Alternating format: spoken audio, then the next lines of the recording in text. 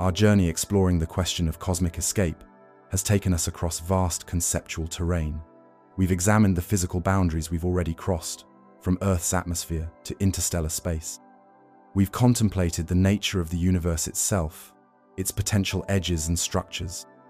We've considered multiple universes, technological possibilities, the nature of consciousness, black holes as portals, the fundamental laws that seem to constrain us, and the very concept of outside that underlies our question. Finally, we explored how we might expand rather than escape the universe through technology, consciousness, and creative evolution. Throughout this exploration, a transformation has occurred. What began as a question about leaving has become a reflection on belonging. What started as an inquiry into boundaries has revealed the nature of boundlessness. What initially appeared as a problem of constraint has unfolded into a recognition of our participation in something vastly greater than ourselves. Perhaps there is nowhere to escape to, but also nothing to fear in this recognition. Perhaps we are not trapped, but embraced. Perhaps we are not separate from the universe, struggling against its limitations, but woven into its very fabric, integral to its unfolding story. Let us gather the threads of our journey and weave them into a tapestry of understanding that might offer both clarity and comfort as we contemplate our place in the cosmos. First, the physical universe is immense beyond our everyday comprehension. The observable universe alone contains roughly 2 trillion galaxies, each home to hundreds of billions of stars. Our own Milky Way galaxy, a mere speck in this cosmic ocean, contains at least 100 billion stars, and likely many more. Around these stars orbit countless planets, some potentially similar to Earth. The scales are staggering, the distance is almost incomprehensible. Yet we've already begun to escape the immediately local. We've left our planet's surface and atmosphere. We've touched another world in our moon. We've sent robotic explorers to every planet in our solar system. We've pushed mechanical emissaries beyond the edge of our solar system into interstellar space. Each boundary crossed has expanded our understanding and capabilities, revealing new horizons beyond. But certain boundaries appear, at least with our current understanding of physics, to be uncrossable. The speed of light limitation prevents us from physically reaching the vast majority of the observable universe within any reasonable timeframe. The continued expansion of the universe means that galaxies beyond a certain distance are receding from us faster than light can travel, creating a cosmic horizon beyond which we can observe but never reach. And if our universe is all there is, with no physical outside to access, then cosmic escape in the literal sense may be a logical impossibility. The laws of physics that define these constraints aren't arbitrary impositions, but the fundamental patterns that make existence possible at all.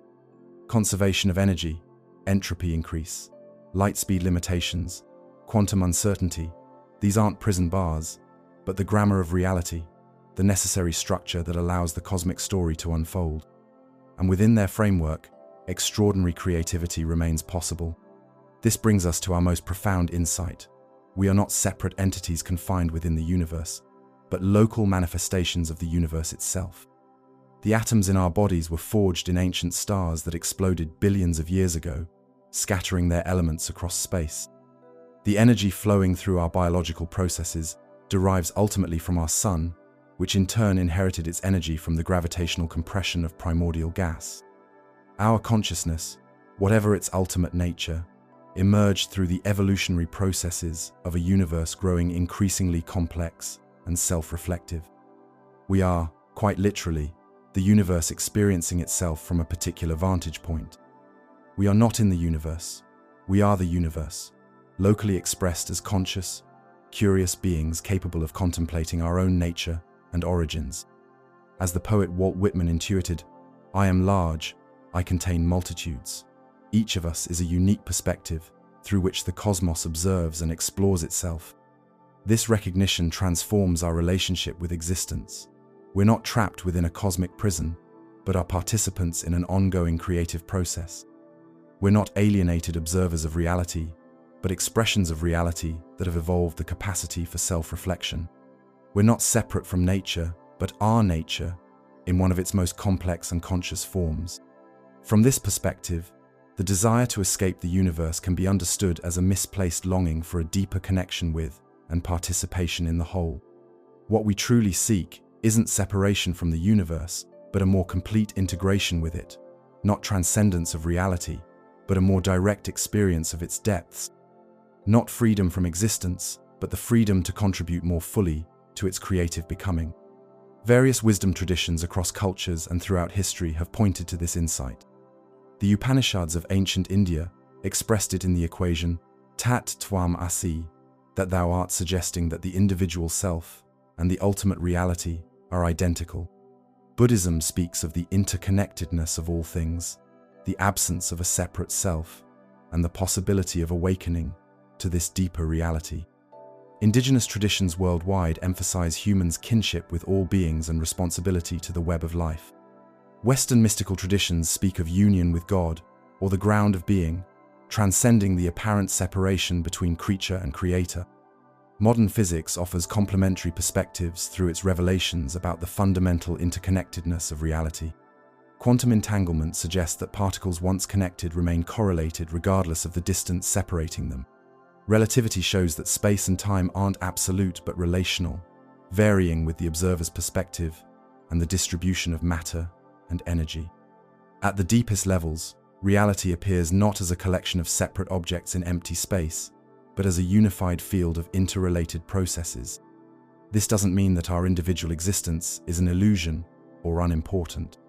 Quite the contrary, each perspective, each localized expression of the universe, contributes something unique and valuable to the whole. Our particular consciousness, with its specific location in space and time, its unique history and capacities, offers a perspective on reality that no other being can provide. We matter precisely because we're integral parts of a greater whole, not despite it.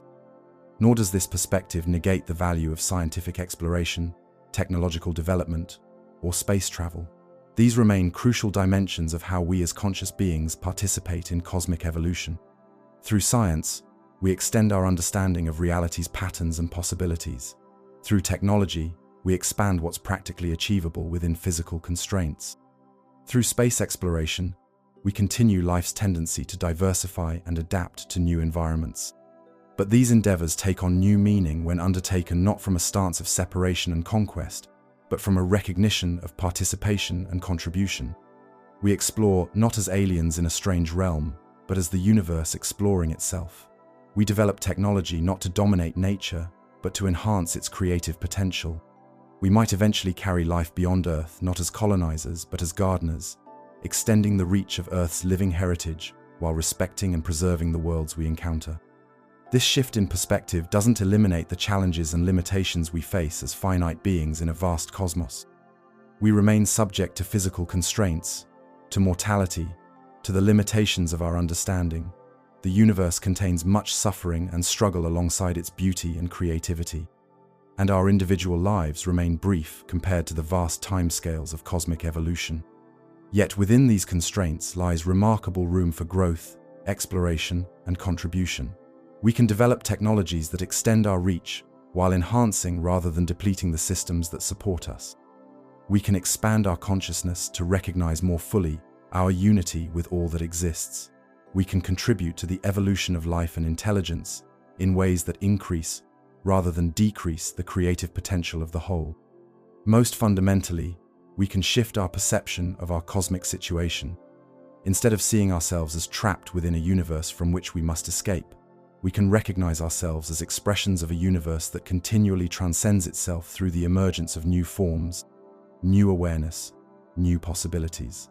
We are not prisoners seeking freedom from reality, but explorers and creators participating in reality's ongoing discovery and manifestation of its potential. This perspective offers a profound kind of freedom, not by allowing us to leave the universe behind, but by liberating us from the illusion of separation that generates the desire to escape in the first place. We're already free in the most fundamental sense because we're not confined within reality as separate entities, but are continuous with it, expressions of its ongoing creativity. The 13th century Persian poet Rumi captured this insight beautifully. You are not a drop in the ocean. You are the entire ocean in a drop. We don't need to escape the ocean of existence because we are already the ocean, locally expressed. Our task is not to get out, but to realize what we already are. As we move through our lives with this understanding, ordinary experiences can take on extraordinary significance. A sunset isn't merely pretty, it's the universe manifesting beauty through the interplay of atmosphere, light, and conscious perception. A conversation isn't merely an exchange of information, it's the universe in one form communicating with itself in another form. A moment of insight isn't merely a personal achievement, it's reality waking up to itself through the remarkable instrument of a human mind. Even difficult or painful experiences can be transformed through this perspective. Aging and mortality, rather than enemies to be conquered, can be recognized as aspects of the cosmic pattern of renewal and regeneration. The elements of our bodies, temporarily gathered into this particular form, will eventually return to the greater circulation of matter and energy, potentially becoming parts of new stars, new planets, new living beings. Nothing is truly lost, everything is transformed. This doesn't mean passively accepting suffering or injustice as merely part of the cosmic plan. Quite the contrary, our compassionate response to suffering, our drive to create more just and sustainable systems, our care for other beings, these are among the most remarkable ways in which the universe, through us, creates new possibilities for harmony and flourishing. Our moral intuitions and actions aren't separate from cosmic evolution but are integral aspects of its development. As conscious beings with the capacity for reflection, imagination, and choice, we play a unique role in the universe's unfolding. We're not merely passive products of cosmic processes, but active participants in them. Through our awareness, creativity, and decisions, we contribute to determining which potentials become actualized, which possible futures become real. We're co-creators of what the universe becomes. This creative capacity extends from the practical realm of technology and social systems to the inner realm of consciousness and perception. Through various contemplative practices, we can expand our awareness beyond its usual boundaries, experiencing more directly our intrinsic unity with all that exists. These aren't escapes from reality, but rather ways of penetrating more deeply into what reality actually is, beyond the filters and abstractions of ordinary perception. Such experiences of expanded consciousness suggest that what we normally perceive may be a limited view of a much more extensive reality. Just as our eyes detect only a narrow band of the electromagnetic spectrum, our ordinary awareness may access only a restricted range of what exists. The universe may be far stranger, more complex, and more interconnected than our usual perspective reveals. Modern physics hints at this possibility through concepts like hidden dimensions, quantum non-locality, and the relativity of space and time. These aren't merely abstract mathematical ideas, but descriptions of how reality actually functions at its most fundamental levels. If such counterintuitive patterns exist at the foundation of physical reality, might consciousness itself have dimensions and capacities beyond what we typically recognize? Many contemplative traditions suggest that it does. They point to the possibility of modes of awareness that transcend the ordinary boundaries between self and world, subject and object, knower and known. Such non-dual awareness doesn't involve escaping reality, but rather recognizing its deeper nature beyond the conceptual divisions we habitually impose on experience.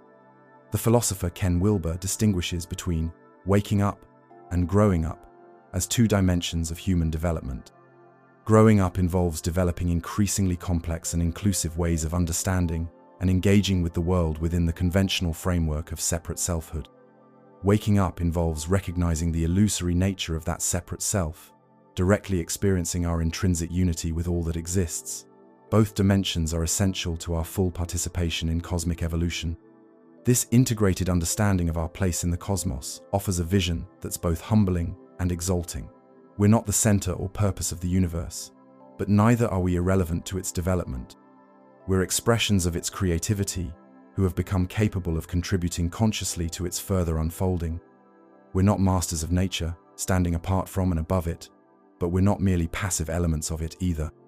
We're nature evolved into forms capable of reflecting on itself, making choices about its future, exploring dimensions of its potential that physical processes alone couldn't access. From this perspective, the desire to escape the universe transforms into the recognition that we're already engaged in something far more meaningful. The expansion of what the universe can become through the unique capacities of conscious, reflective beings. We don't need to go anywhere because, at the deepest level, we are already everywhere. We don't need to become anything because we are already everything, locally manifested. This doesn't mean that our journey of exploration and discovery is complete. Quite the contrary, it has barely begun. The universe contains depth and dimensions we've only started to fathom, possibilities we've only begun to actualize. Our scientific understanding, technological capabilities, and modes of consciousness remain in their early stages of development. The cosmic story continues to unfold, and our role in it continues to evolve. But this ongoing journey isn't a desperate attempt to escape a hostile or alien reality. It's a creative exploration undertaken from within, as expressions of a universe discovering and manifesting more of its potential through the remarkable instrument of conscious life. We're not fleeing from reality but penetrating more deeply into it, not rejecting our cosmic home, but helping to expand what it can become. In this light, we might reframe our initial question entirely.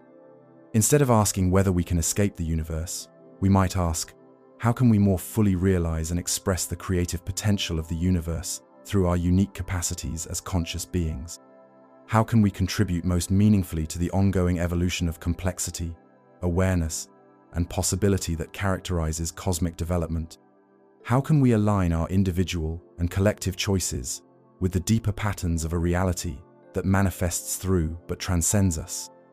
These questions invite a lifetime indeed, many lifetimes of exploration, discovery, and creative engagement. They suggest that our cosmic role isn't to leave reality behind, but to participate more fully in its unfolding, not to transcend the universe, but to help it transcend itself through the emergence of new forms, new awareness, new possibilities. As we conclude our journey, let's return to where we began, the night sky stretching above us, vast and mysterious, filled with stars and galaxies beyond counting. But now, perhaps, we see it differently. Those distant lights aren't alien realms that we're trapped outside of, separated from by impassable cosmic distances. They're expressions of the same reality that we are, parts of the same whole, manifestations of the same creative process that brought us into being. And when we look up in wonder, asking about our place in that immensity, we might hear an answer not of alienation, but of belonging. We might recognize that we're not separate observers of the cosmos, but participants in its ongoing creativity, not accidental byproducts of mindless processes, but expressions of a universe that has evolved the capacity to reflect on itself, to wonder about its nature and purpose, to consciously shape its future development. There may be no path out, but maybe we are not meant to leave. We are here to dream, to wonder, and to awaken inside the only place we will ever truly belong. For in the deepest sense, we are not in the universe. We are the universe, awakening to itself through the miracle of conscious life. And in that recognition lies not confinement, but liberation, not limitation, but endless possibility, not fear, but wonder, not alienation, but profound belonging. The universe isn't a prison from which we need to escape, but a home we're still in the process of discovering, a creative process we're privileged to participate in, a mystery we're honored to explore. We are woven into the fabric of reality, not as alien threads, but as integral patterns in its tapestry. And in that weaving lies our true nature, our deepest purpose, and our ultimate belonging. So rest for a moment in that recognition. Feel the atoms in your body, forged in ancient stars, resonating with the atoms of everything around you. Feel the energy flowing through you, derived ultimately from the same cosmic sources that power the stars themselves. Feel your consciousness, this remarkable capacity for awareness and reflection, as not separate from but continuous with the universe that gave rise to it. And in that feeling, in that recognition, in that direct experience of unity with all that is, perhaps you'll find what you were seeking all along, not an escape from reality, but a more complete immersion in it, not freedom from the universe, but freedom as the universe, expressing itself through the remarkable instrument of your own conscious being. There is nowhere to escape to, and nothing to fear in that recognition, for you are already home, already free, already one with the infinite creativity of existence itself. The journey was never about leaving, but about awakening to what you already are, not a stranger in an alien cosmos, but the universe itself, locally manifested as this unique, precious, conscious being, here and now. Throughout our journey, we've explored various perspectives on the question of escaping the universe. We've examined the physical impossibilities, the conceptual incoherence, and the philosophical reconsiderations that this question invites. We've contemplated wormholes and higher dimensions, consciousness and perception, boundaries and illusions. And we've come to recognize that perhaps the question itself contains assumptions that need to be reconsidered. If escape from the universe is neither physically possible nor conceptually coherent, where does that leave us? Are we simply trapped within the cosmic confines, forever bound to the laws of physics and the limits of space-time? Or might there be another approach entirely, one that shifts our relationship with the universe in a profound way? Perhaps instead of seeking to escape the universe, we might consider how we can expand it, not in a physical sense of making space itself larger, but in the sense of extending what's possible within it, of pushing the boundaries of what the universe can become. After all, the universe is not a static, finished entity, but an evolving, dynamic process. And remarkably, we conscious beings might play a unique role in that evolution. This shift in perspective invites us to see ourselves not as prisoners seeking escape from a cosmic jail, but as participants in an unfolding creative process, as agents who can actively shape what the universe becomes. It suggests that our relationship with the cosmos is not one of containment, but of collaboration, of co-creation. We are not merely in the universe, we are of the universe, expressions of its ongoing creativity, and potentially contributors to its future development. Let's begin by considering a profound insight from modern cosmology. The universe has become progressively more complex over its history. It began in a state of remarkable simplicity, a hot, dense plasma of elementary particles with very little structure or differentiation. Over billions of years, through processes of expansion, cooling, gravitational attraction, stellar nucleosynthesis, and eventually biological evolution, it has generated increasingly complex and organized forms. From undifferentiated energy to elementary particles, from particles to atoms, from atoms to molecules, from simple molecules to complex chemistry, from chemistry to biology, from simple life forms to complex organisms, from organisms to consciousness, from individual consciousness to collective civilization. At each stage, new possibilities have emerged, new patterns have formed, new capacities have developed. This progression is not a violation of the second law of thermodynamics, which states that entropy always increases in closed systems. Rather, it demonstrates that within the overall increase in entropy, local decreases can occur, creating pockets of order, complexity, and negentropic organization. Life itself is a spectacular example of this principle, maintaining and increasing its internal order by drawing energy from its environment and exporting entropy elsewhere. The physicist and systems theorist Eric Chaisson has studied this cosmic evolutionary process in detail, measuring what he calls energy rate density, the amount of energy flowing through a system per unit time and mass across different types of organized systems. He found a remarkable pattern. As cosmic evolution proceeds, this value tends to increase. Stars have a higher energy rate density than galaxies. Planets with active geophysical processes have higher rates than stars. Living organisms have higher rates than planets. Brains have higher rates than bodies. And technological civilizations have higher rates than individual brains. This suggests that the universe has an inherent tendency to develop systems that process energy in increasingly concentrated and complex ways. Life and intelligence aren't accidents or anomalies. They're consistent with a cosmic pattern of evolving complexity, and this pattern may be far from complete. We may be early participants in a process that has much further to go. If the universe has evolved from simplicity to its current state of complexity, what might its future hold? And how might conscious beings like ourselves contribute to that future?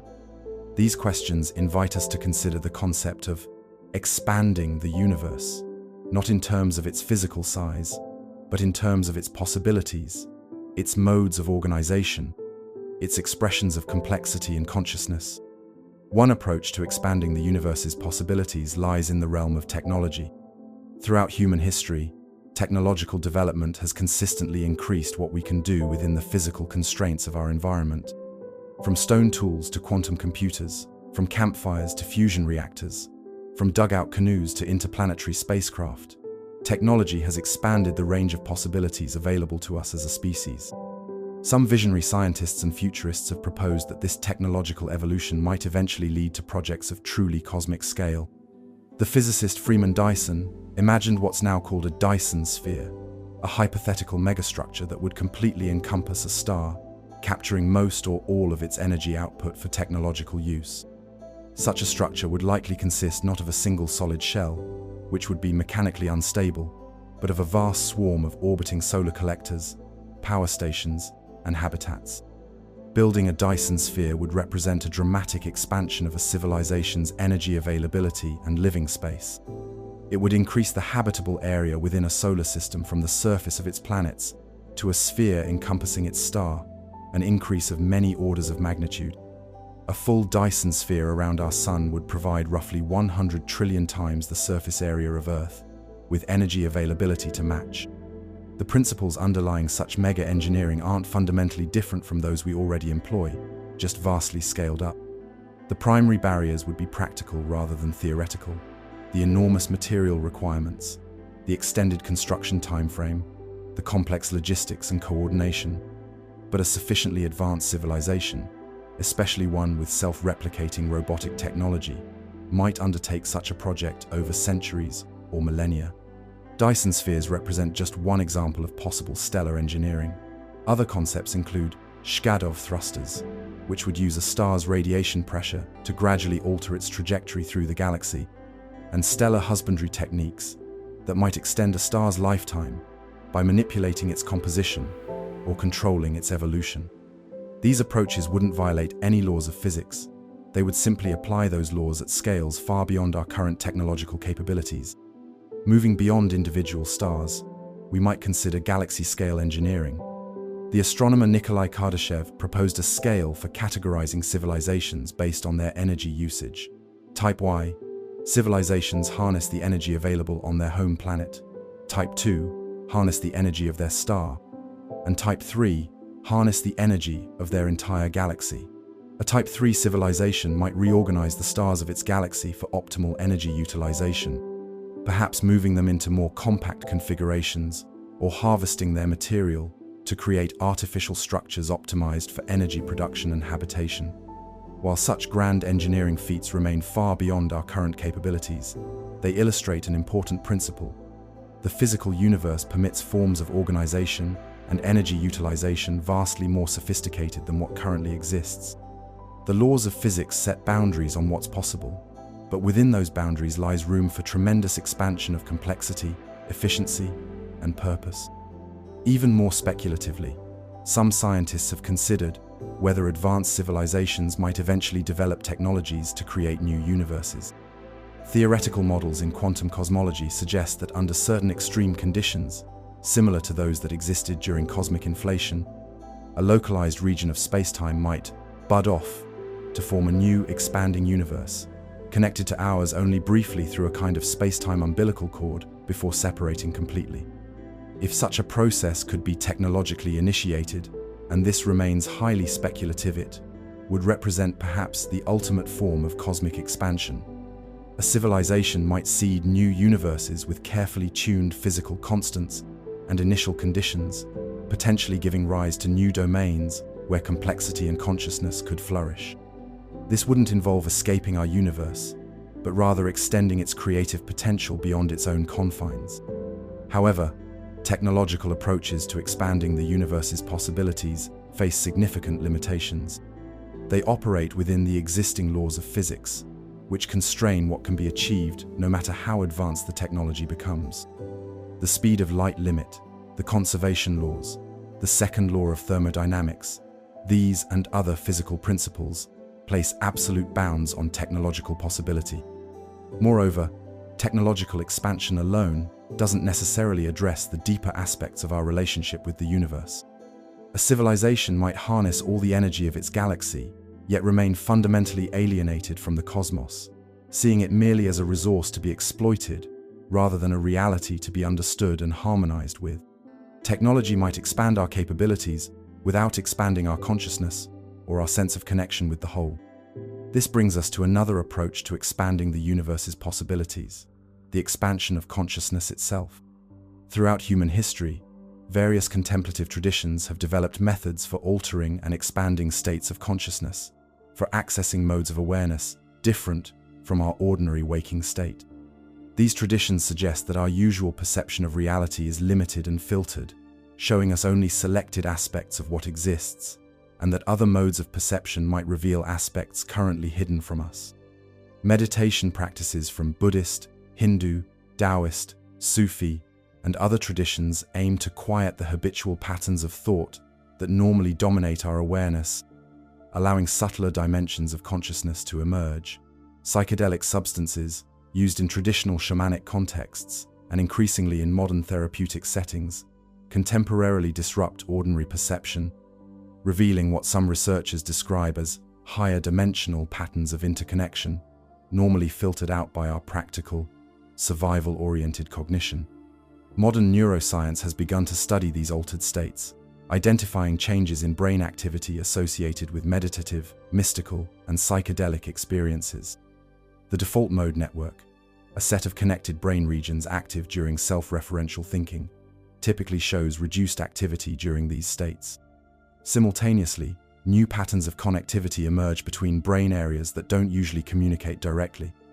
These neural changes correlate with subjective experiences of expanded awareness, dissolution of boundaries, and deep interconnection with all of existence.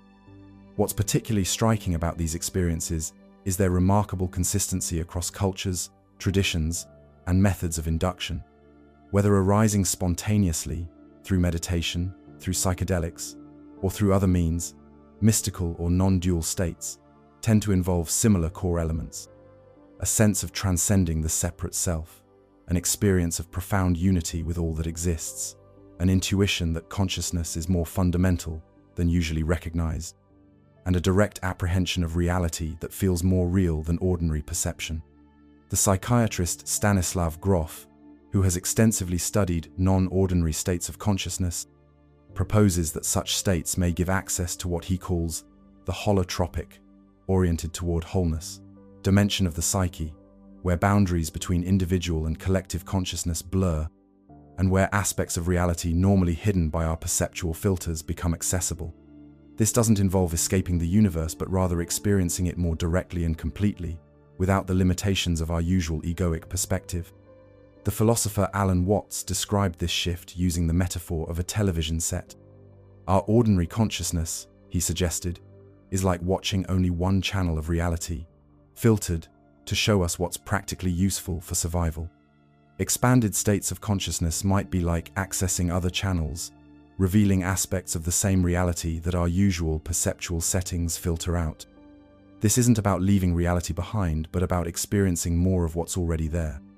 This perspective suggests that expanding consciousness might allow us to experience the universe not as something separate from us, something we're trapped inside of, but as what we fundamentally are.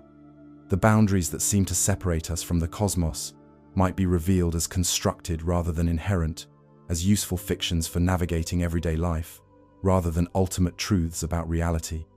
Some researchers and philosophers go further, proposing that consciousness itself might be a fundamental aspect of reality, rather than merely an emergent property of complex brains.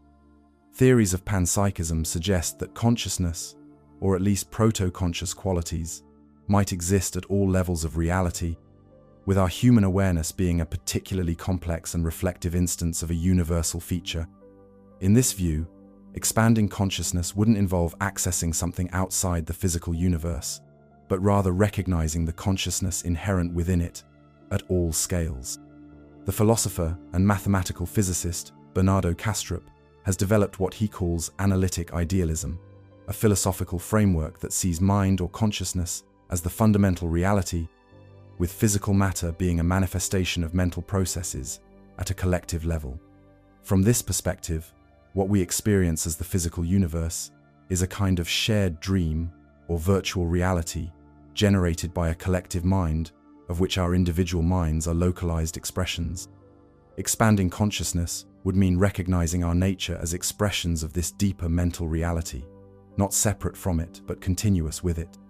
Regardless of which metaphysical framework one adopts, the expansion of consciousness offers a different approach to our relationship with the universe than technological expansion alone. Rather than merely extending our ability to manipulate and control the physical world, it suggests the possibility of a deeper recognition of our intrinsic unity with all that exists, a shift from seeing ourselves as separate entities to experiencing ourselves as expressions of the cosmic whole.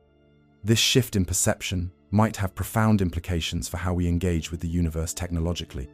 A civilization that deeply recognizes its unity with the cosmos might develop technology that works with, rather than against, natural processes, that enhances, rather than depletes, the complexity and creativity of living systems, that expresses harmony rather than conquest.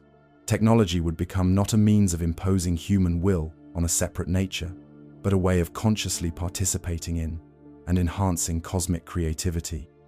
The integration of technological and consciousness expansion suggests a third approach to expanding the universe's possibilities: the evolution of life itself. Life, especially intelligent life, represents something remarkable in the cosmos, a way for the universe to know itself, to reflect on its own nature, to make choices that influence its future development. As the astronomer Carl Sagan memorably put it, we are a way for the cosmos to know itself. From this perspective, the emergence of life and consciousness isn't a side effect or accident in an otherwise mindless universe, but rather a crucial dimension of cosmic evolution, a way for the universe to develop new kinds of order, meaning, and possibility. And if this is the case, then the future evolution of life and consciousness might represent the most significant way in which the universe can expand its creative potential. What forms might this evolution take?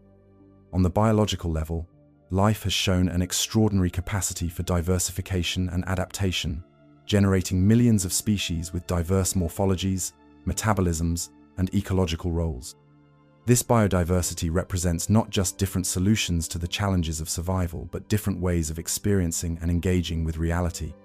Each species perceives and interacts with the world through its unique sensory and cognitive apparatus, contributing a different perspective to the totality of life's awareness.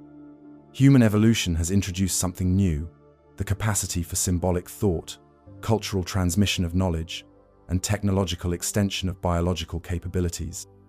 These developments have accelerated evolutionary change, allowing adaptations to occur through learning and innovation rather than genetic mutation alone. They've also dramatically expanded the range of environments we can inhabit and the ways we can interact with the world. Looking forward, the evolution of intelligent life might continue along various paths. One possibility is the enhancement of human capabilities through genetic engineering, neural implants, human-machine integration, and other technologies of what's sometimes called transhumanism. Such modifications might extend lifespan, enhance cognitive abilities, add new sensory modalities, or otherwise expand what humans can experience and achieve. Another evolutionary path might involve the development of artificial intelligence with capacities that complement or exceed our own. AI systems, whether integrated with human cognition or developing along independent lines, might process information in ways fundamentally different from biological intelligence, recognizing patterns and solving problems beyond our unaided capabilities. They might develop forms of awareness or understanding that provide new perspectives on the universe's nature and possibilities. A third path might involve the emergence of collective or distributed intelligence, where individual minds, both human and artificial, connect through technologies that allow more direct sharing of thoughts, experiences, and capabilities. Such a hive mind, or noosphere, a term coined by philosopher Pierre Teilhard de Chardin, could integrate diverse perspectives and abilities, potentially giving rise to a meta-intelligence with capacities beyond those of its individual components. These evolutionary possibilities aren't mutually exclusive, and all would represent ways in which the universe, through the development of intelligent life, might continue to expand its capacity for order, complexity, and self-knowledge. They suggest that conscious beings might play a crucial role in cosmic evolution, not merely as passive products of natural processes, but as active participants in shaping what the universe becomes. This view resonates with what the philosopher and mathematician Alfred North Whitehead called the creative advance of the universe. For Whitehead, reality isn't composed of static substances but of dynamic events or actual occasions, each contributing something novel to the ongoing process of cosmic becoming. Consciousness, in this framework, isn't an epiphenomenon or side effect of physical processes, but an intrinsic aspect of reality's creative unfolding. Whitehead's process philosophy suggests that the universe is inherently creative, continuously generating new possibilities and actualizing them through the decisions or prehensions of each momentary event. Conscious beings, with their capacity for reflection, imagination, and purposeful action, represent a particularly significant form of this cosmic creativity. Through our choices and actions, we contribute to determining which possibilities become actualized, which potential futures become real. This perspective transforms our relationship with the universe. We're not passive observers trapped within an already determined reality, but active participants in its ongoing creation. The universe isn't a finished product, but a process still very much in progress, and our consciousness and choices are integral to that process. We don't need to escape the universe because we're helping to create it, moment by moment, through how we perceive, think, and act. The systems theorist Ervin Laszlo describes this creative role of consciousness in cosmic evolution through what he calls the connectivity hypothesis. He proposes that consciousness isn't produced by the brain alone, but emerges through the brain's interaction with a field of information that permeates and connects all things. This Akashic field, named after a concept from Hindu philosophy, contains the accumulated experience and potential of the entire cosmos. By accessing this field through expanded states of consciousness, we might contribute to and draw from the universe's evolving storehouse of possibility. Whether one adopts Laszlo's specific framework or not, the general principle remains compelling. Conscious beings might play a vital role in the universe's creativity, accessing and actualizing potentials that would otherwise remain dormant. Through our awareness, imagination, and action, we might help the universe explore regions of its possibility space that physical processes alone couldn't reach. This creative capacity is evident even in our everyday activities. When a composer arranges sounds into a symphony, when a poet crafts words into a sonnet, when a scientist develops a new theory, when an engineer designs a new technology, they're bringing into actuality patterns and possibilities inherent in the universe but not previously realized. They're not creating ex nihilo, but rather discovering and expressing what was latent in reality's structure. Art provides a particularly clear example of this process. When we create or appreciate art, we're engaged in what the philosopher Susanne Langer called symbolic transformation, the rendering of experience into forms that can be shared and understood. Through artistic creation, aspects of reality that might otherwise remain implicit or unrecognized are brought into explicit awareness, expanding the range of experiences accessible to consciousness. Science serves a similar function through different means. Scientific theories don't merely describe an already existing reality, but help to constitute how we perceive and interact with it. When Newton formulated his laws of motion, when Einstein developed relativity, when quantum physicists articulated the uncertainty principle, they weren't just discovering facts about the world, but providing new frameworks through which the world could be experienced and engaged with. They expanded the universe of shared human understanding. Technology extends this transformative capacity from the realm of understanding to the realm of physical possibility. Each new technology, from the wheel to the internet, changes what's practically possible within the physical constraints of our environment. Technologies aren't just tools, they're extensions of human capacity, ways of expanding what we can perceive, create, and achieve as conscious beings embedded in the physical world. These various forms of creativity, artistic, scientific, technological, and others suggest that conscious beings play a unique role in cosmic evolution. We're not merely passive products of universal processes, but active contributors to them. Through our consciousness and creativity, we help the universe explore its own potential, actualize latent possibilities, develop new forms of order and meaning. This perspective offers a profound response to our initial question about escaping the universe. Perhaps what we're really seeking isn't escape at all, but a more complete participation in the universe's creative process. We don't need to leave the universe behind because we're actively engaged in bringing new dimensions of it into being. We're not trapped within a static reality, but are co-creators of an evolving one. This view also suggests a different understanding of the laws of physics that seem to constrain us. These laws aren't arbitrary limitations imposed from outside, but rather the fundamentalness. For Bohm, both science and art were ways of exploring the relationship between these orders, of revealing aspects of the implicate that aren't immediately apparent in the explicate. This exploration isn't about escaping reality, but about penetrating more deeply into what it truly is. This integrative perspective on expanding the universe's possibilities through technology, consciousness, and creative evolution offers a vision of our cosmic role that's both humbling and exalting. We're not the center or purpose of the universe, but neither are we irrelevant to its development. We're expressions of its creativity who have become capable of contributing consciously to its further unfolding. Such a vision might inform how we approach our future as a species and civilization. Rather than seeing technology merely as a means of extending human dominion over nature, we might develop it as a way of enhancing the universe's inherent creativity. Rather than pursuing consciousness expansion as an escape from reality, we might embrace it as a means of more fully participating in reality's depths. Rather than trying to engineer evolution solely for human benefit, we might seek to contribute to the flourishing of the entire community of life, recognizing our interdependence with all beings. This approach wouldn't mean abandoning the quest to explore and understand the cosmos. Quite the contrary, it would inform that exploration with a sense of participation rather than mere observation, of contribution rather than mere discovery. We would explore not as aliens in a strange realm, but as the universe exploring itself, using the remarkable instrument of human consciousness to investigate its own nature and possibilities. Nor would it mean rejecting the technological development that has so dramatically extended human capability. Technology would remain crucial to our cosmic role, but its development would be guided by an understanding of our place in the larger whole, a recognition that we're not separate from nature but expressions of it. Our technologies would evolve to work with rather than against natural processes, to enhance rather than deplete the complexity and creativity of living systems.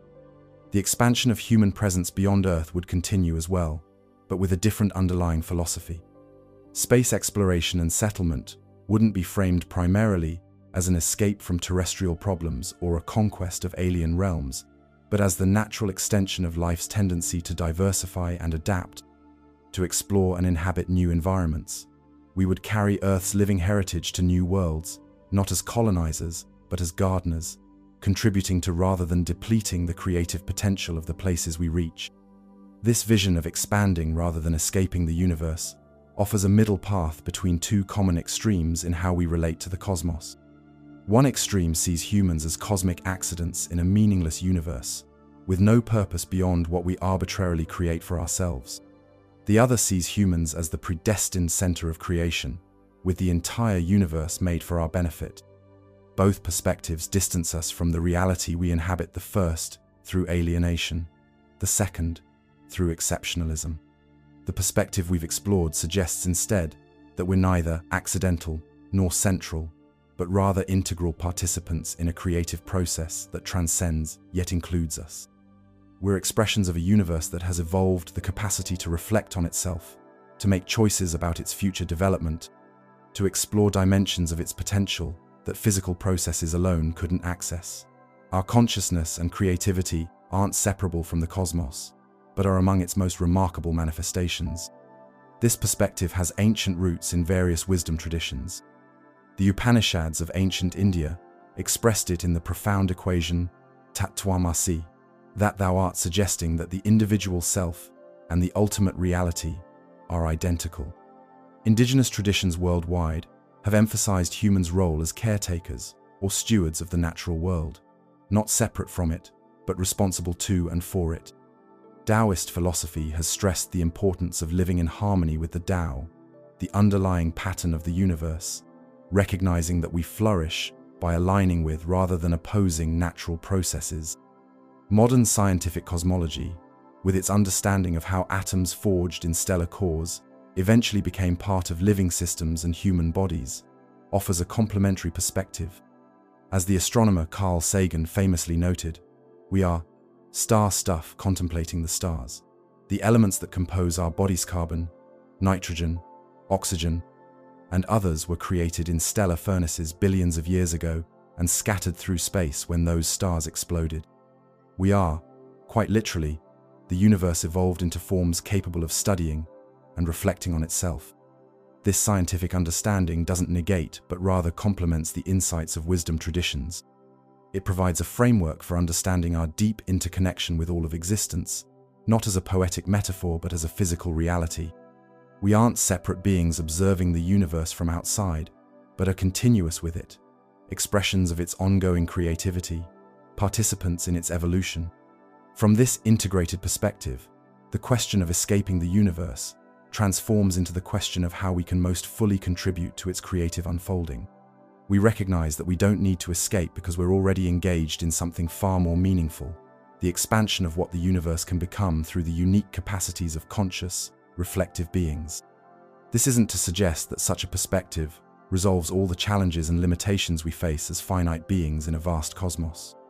We remain subject to physical constraints, to mortality, to the limitations of our understanding. The universe contains much suffering and struggle alongside its beauty and creativity, and our individual lives remain brief compared to the vast timescales of cosmic evolution. But within these constraints lies remarkable room for growth, exploration, and contribution. We can develop technologies that extend our reach while enhancing rather than depleting the systems that support us. We can expand our consciousness to recognize more fully our unity with all that exists. We can contribute to the evolution of life and intelligence in ways that increase rather than decrease the creative potential of the whole. And perhaps most fundamentally, we can shift our perception of our cosmic situation. Instead of seeing ourselves as trapped within a universe from which we must escape, we can recognize ourselves as expressions of a universe that continually transcends itself through the emergence of new forms, new awareness, new possibilities. We are not prisoners seeking freedom from reality, but explorers and creators, participating in reality's ongoing discovery and manifestation of its potential. In this light, the desire to escape the universe can be seen as a misplaced longing for a deeper connection with and participation in the whole. What we truly seek isn't separation from the universe, but a more complete integration with it, not transcendence of reality, but a more direct experience of its depths. Not freedom from existence, but the freedom to contribute more fully to its creative becoming. As we conclude this chapter, and with it our exploration of escaping the universe, let's return to the original question, but with a transformed understanding. Can we escape the universe? Perhaps not in the sense of finding an exit or reaching an outside, but we can continually expand what the universe becomes through our consciousness, creativity, and choices. We can participate in its self-transcendence, its evolution into forms and possibilities not yet realized. And in that participation, we might find what we were truly seeking all along, not an escape from reality, but a more complete immersion in it, not freedom from the universe, but freedom as the universe, expressing itself through the remarkable instrument of conscious, creative life. Throughout our exploration of potentially escaping the universe, we've been operating under a particular conceptual framework that the universe is something we are inside of, and therefore there must be some outside we could potentially reach. But what if this entire framework is fundamentally mistaken? What if the notion of being outside the universe is not merely practically impossible but conceptually incoherent? In this chapter, we'll examine the possibility that the very concept of escaping the universe rests on a profound misunderstanding about the nature of reality itself. Our everyday experience conditions us to think in terms of containers and boundaries. We are inside rooms, within buildings. Buildings exist within cities. Cities exist within countries. Countries exist on Earth. Earth orbits within the solar system. The solar system resides within the Milky Way galaxy, and the Milky Way is one among billions of galaxies in the observable universe. At each level, there's a clear sense of containment, of being inside something that has an outside. This nested hierarchy of containers shapes our thinking in powerful ways. it becomes natural to ask, if the universe contains everything we know, what contains the universe? What is outside of it? Where are its edges or boundaries? Our language itself reinforces this container metaphor.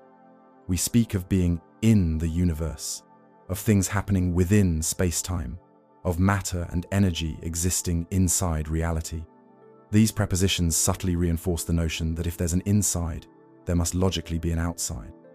But this mode of thinking, so useful in our everyday experience, may break down completely when applied to the universe as a whole. The universe isn't merely another container in the hierarchy. It represents a fundamentally different kind of entity. The universe, by definition, encompasses all of physical reality, all space, all time, all matter, all energy.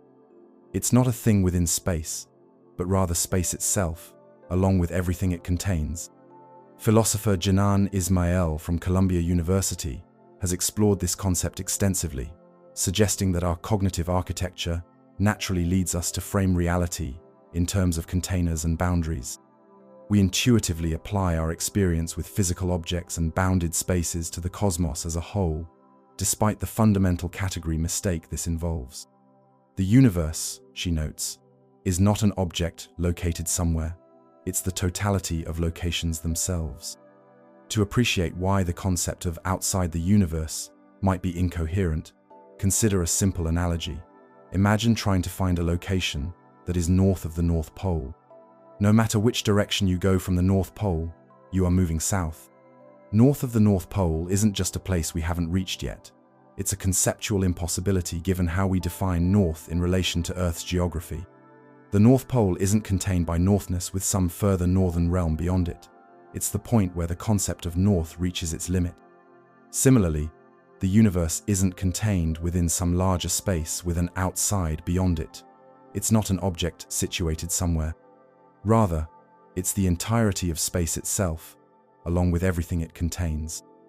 The concept of outside the universe may be as incoherent as north of the North Pole, not just a place we haven't reached, but a fundamental category error in how we're thinking about what the universe is. The mathematician and philosopher William Kingdon Clifford, writing in the 19th century, drew a similar analogy using the surface of a sphere. A two-dimensional being living on the surface of a sphere might travel in any direction without ever finding an edge or boundary to their world. It's not that the edge is infinitely far away, it's that there is no edge in principle. The surface is finite, yet unbounded. Similarly, our universe might have no edge or boundary, not because it extends infinitely in all directions, but because of its fundamental structure. This insight has deep historical roots in philosophical and scientific thought. The ancient Greeks distinguished between the concepts of cosmos and chaos. The cosmos represented the ordered, intelligible universe, while chaos was the formless void that mythologically preceded it. But even in this framework, chaos wasn't a place outside the cosmos. It was a primordial condition that the cosmos emerged from and replaced. There was no where outside the cosmos. The pre-Socratic philosopher Parmenides argued around 500 BCE that reality is a single, unchanging, eternal whole. What is, he declared, and what is not, cannot be. In his view, empty space or nothingness was a logical impossibility. There couldn't be anything outside reality because that outside would have to either exist, in which case it would be part of reality, or not exist, in which case it wouldn't be anything at all. This ancient insight anticipates modern thinking about the logical incoherence of an outside to the universe. Medieval European thought, heavily influenced by Aristotelian physics and Christian theology, conceived of the universe as a series of nested celestial spheres, with Earth at the center and the sphere of fixed stars at the periphery. Beyond this outermost sphere was not more space, but the realm of God and the angels, not a physical location, but a transcendent domain of a completely different nature. This conception attempted to reconcile the intuitive sense that the universe must be bounded with the logical problems of what might lie beyond any boundary. Thomas Aquinas, the great 13th century theologian and philosopher, explicitly addressed this issue. He argued that God is not outside the universe in a spatial sense, because God is not subject to spatial limitations at all. Rather, God transcends space completely, being present in all places without being contained by any. This sophisticated theological position recognized the category mistake involved in thinking of the universe as spatially contained within something else. The scientific revolution and the development of modern cosmology have refined these intuitions. When Einstein developed his general theory of relativity in the early 20th century, he opened the door to the possibility that the universe has no edge or boundary. Space could be finite yet unbounded, like the surface of a sphere in 3 dimensions. Just as the surface of a sphere has no edge, the universe might have no boundary where space simply stops. Modern cosmological models offer several possibilities for the large-scale structure of the universe. It might be flat and infinite, extending forever in all directions. It might be positively curved and finite, like the 3-dimensional analog of a sphere's surface. It might be negatively curved like a saddle, but none of these models include an edge or boundary to space itself. There is no place where the universe stops and something else begins.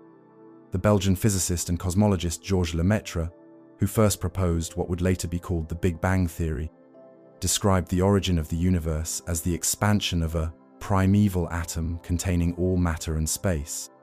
Crucially, this expansion wasn't into some pre-existing empty space. Rather, space itself was expanding. There was no outside to expand into. As Lemaitre put it, the universe is like a balloon being inflated, with galaxies like dots on the surface moving apart as the balloon expands. But the balloon analogy fails in one crucial respect. Unlike a real balloon, which expands into the surrounding air, the expanding universe isn't expanding into anything. The expansion creates new space rather than occupying pre-existing space. This boundlessness applies not just to space but to all of reality.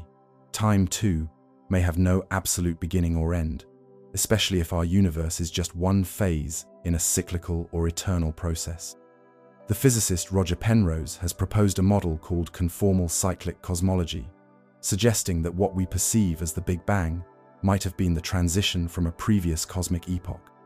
In this view, the universe undergoes endless cycles of expansion and evolution, with each cycle's end state becoming indistinguishable from the beginning state of the next, when viewed in the appropriate mathematical framework. There would be no temporal outside to the cycle, just an endless succession of epochs.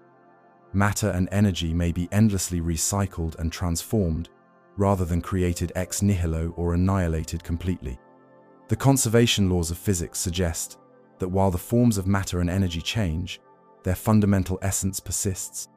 Even in black holes, where matter seems to disappear from our observable universe, theoretical work suggests the information content is preserved, perhaps encoded in subtle correlations in the Hawking radiation emitted as the black hole evaporates. Nothing truly leaves existence, it merely transforms. At the deepest level, there might be no coming into being from outside, or passing away to outside, only transformation within. The physicist Carlo Rovelli, a founder of loop quantum gravity, describes reality as a network of events, rather than a collection of objects in space. These events don't happen against the background of space and time. Rather, space and time emerge from the relationships between events. In this perspective, there is no container holding events. There are just the events and their interconnections. The philosopher Ludwig Wittgenstein once wrote, "The world is everything that is the case." This seemingly simple statement captures a profound truth. Reality is the totality of what exists, not a subset of some larger domain. There isn't more reality beyond reality. There isn't a space outside of all space. There isn't a time before time began or after time ends. Wittgenstein continued, "The world divides into facts, not things," suggesting that reality consists not of objects in space but of states of affairs, relationships, and occurrences. This perspective undermines the container metaphor by reconceiving reality as a network of interconnected facts rather than as a space containing objects. If reality is fundamentally relational rather than substantial, the question of what's outside it becomes meaningless. The philosopher Martin Heidegger distinguished between beings, entities within the world, and being, the ground or context that makes the existence of beings possible. He argued that Western thought has focused too much on beings and neglected being itself. In his view, Being isn't an entity that could be contained or that could contain something else. It's the very openness or clearing within which entities can appear and be encountered. Similarly, the universe, understood as the totality of what is, isn't something that could have an outside, because any supposed outside would already be included in the totality. This doesn't mean that our universe is all there is in an absolute sense. As we've explored in previous chapters, there might be a multiverse containing many universes. There might be additional dimensions beyond the 3 spatial and 1 temporal dimension we experience directly.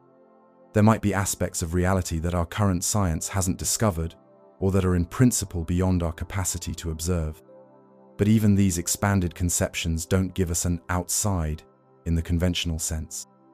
Other universes in a multiverse wouldn't be outside our universe in a spatial sense. They would be causally disconnected regions existing alongside ours, perhaps in higher dimensions or separated by inflating space. The physicist Brian Greene describes this using the analogy of a cosmic loaf of bread. Each universe is like a slice of bread, a 3-dimensional space embedded in a higher dimensional bulk. The slices aren't outside each other in 3-dimensional space. They're separated in a 4th spatial dimension that we don't directly perceive. Extra dimensions wouldn't be outside our familiar dimensions, but interwoven with them, just curled up too tightly for us to notice directly. String theory proposes that these extra dimensions might be compactified at scales far smaller than an atom, wrapped up in complex geometrical shapes called Calabi-Yau manifolds. These dimensions aren't somewhere else. They're right here, part of the fabric of our reality, just not extended in the way our familiar dimensions are. Hidden aspects of reality wouldn't be outside reality, but merely outside our current understanding or observational capabilities. Throughout history, we've repeatedly discovered aspects of reality that were always present but previously undetected, from microorganisms to quantum fields. These weren't outside reality before we discovered them. They were just outside our awareness. The philosopher Immanuel Kant distinguished between phenomena, the world as it appears to us through our sensory and cognitive filters, and noumena, the world as it is in itself, independent of our perception. He argued that we can never directly access noumena, only the phenomena shaped by our minds. This distinction suggests that our entire conception of the universe, including notions of inside and outside, might be a construct of human cognition rather than a feature of ultimate reality. Kant's insight was revolutionary. Space and time aren't features of reality independent of our perception, but are rather forms of intuition, ways our mind structures experience. If space itself is, in a sense, created by our cognitive apparatus, then the question of what's outside space becomes not just physically unanswerable, but conceptually confused. It's asking about what's outside, the very framework that gives meaning to the concept of outside. Modern neuroscience and cognitive science support this perspective, revealing how deeply our brains shape our perception and understanding of reality. Our neural architecture has evolved to help us survive and reproduce in a particular ecological niche, not to perceive ultimate reality directly.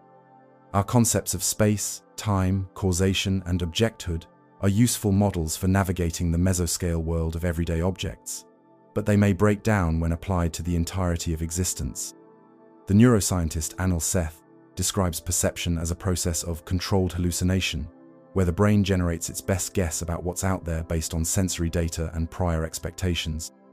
Our experience of being in a spatial world is itself a construction of the brain, a useful model rather than a direct apprehension of reality as it is.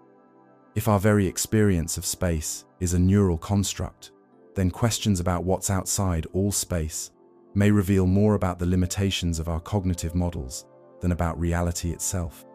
The cognitive scientist Douglas Hofstadter coined the term strange loop to describe self-referential systems where moving up or down through hierarchical levels eventually brings you back to where you started.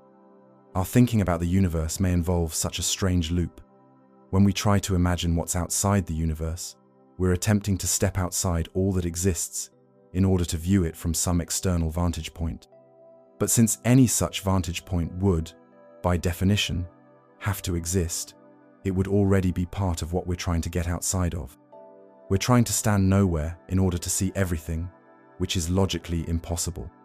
Hofstadter's concept of strange loops finds a parallel in the ancient Ouroboros symbol of a snake eating its own tail, representing self-reference and cyclicality. The universe, conceived as the totality of what exists, has a similar self-referential quality. It contains within itself all the resources needed to define and understand itself, with no external reference point required or possible.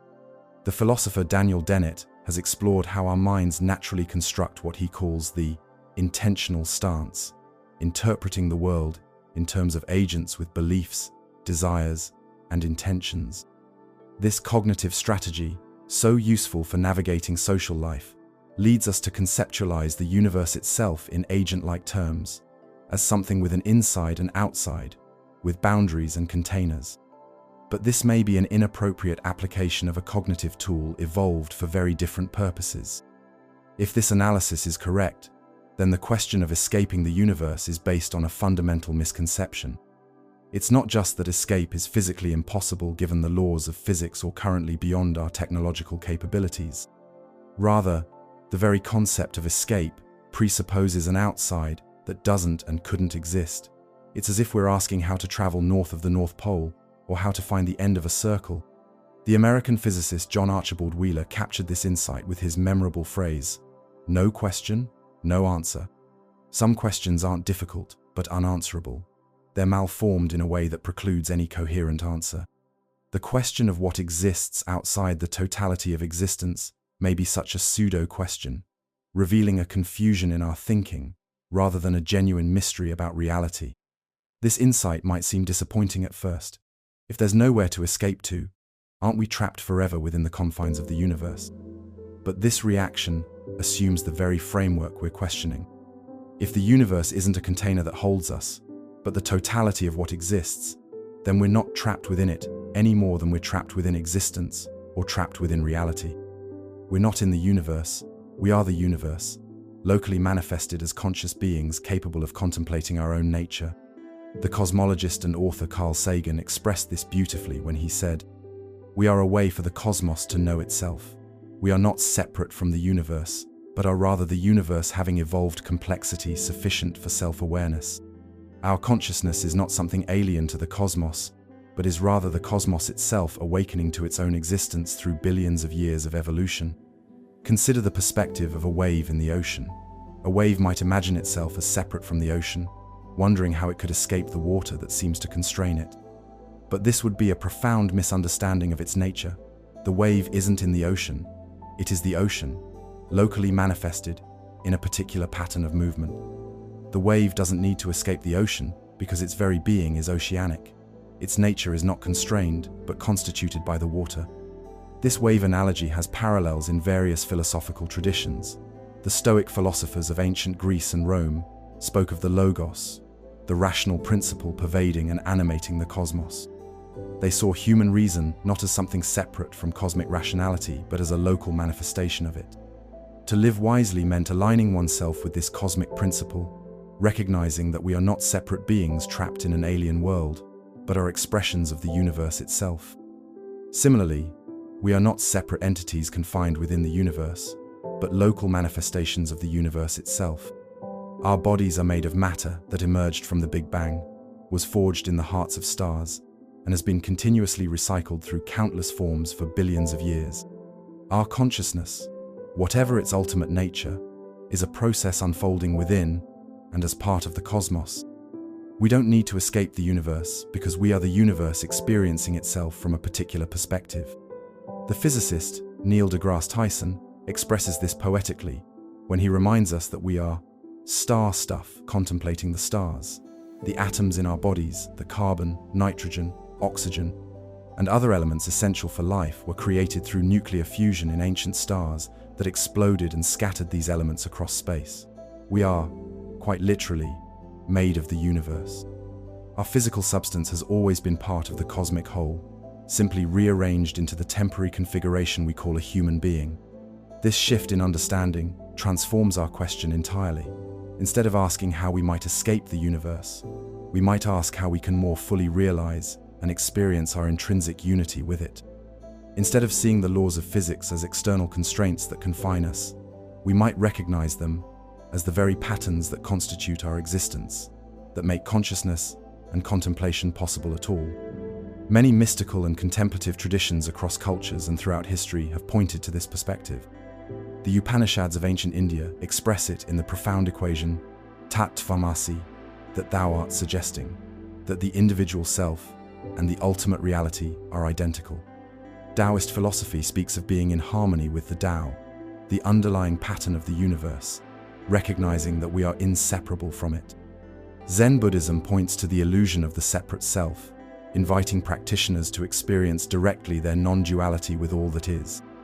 The Advaita Vedanta tradition of Hinduism has developed this perspective with particular rigor and depth. It distinguishes between Brahman, the ultimate reality that encompasses everything, and Atman, the innermost self or consciousness.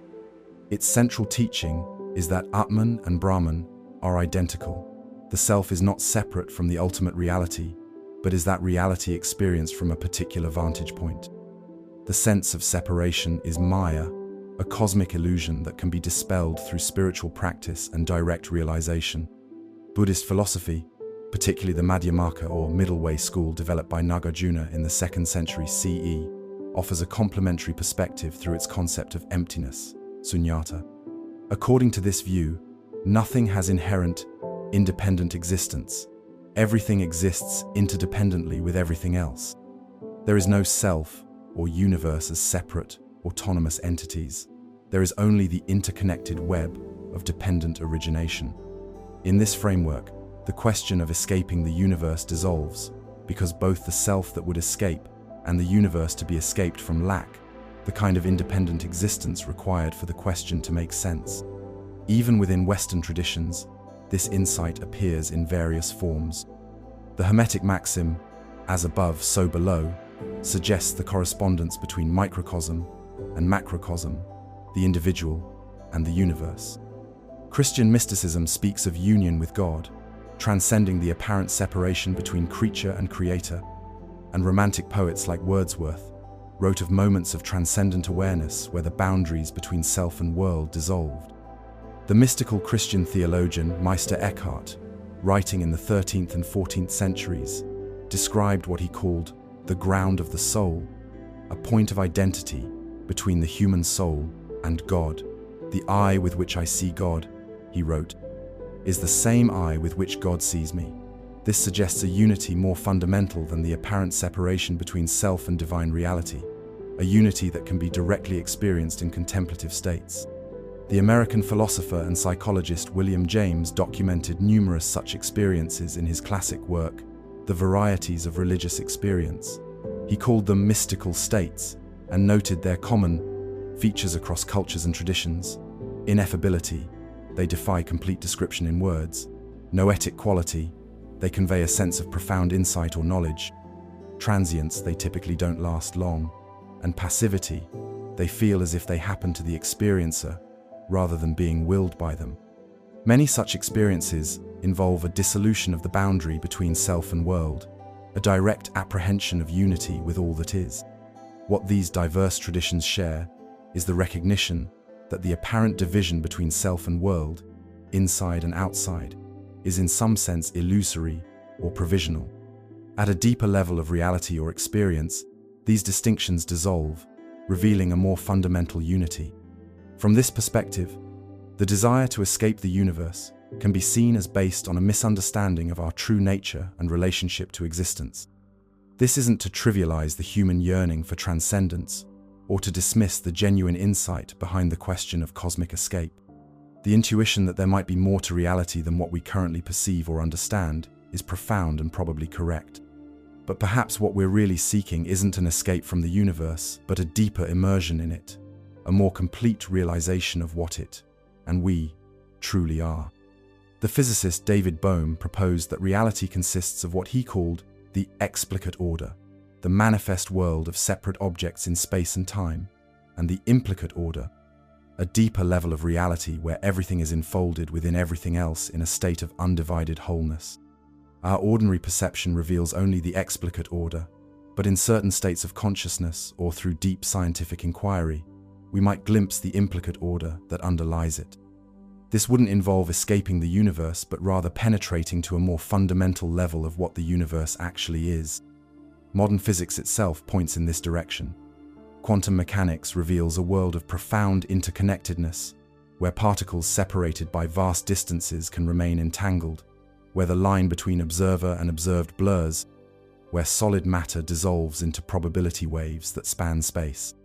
General relativity shows us that space and time themselves are not the rigid, absolute framework we imagined, but dynamic, interrelated aspects of a unified space-time that bends and flows in response to matter and energy.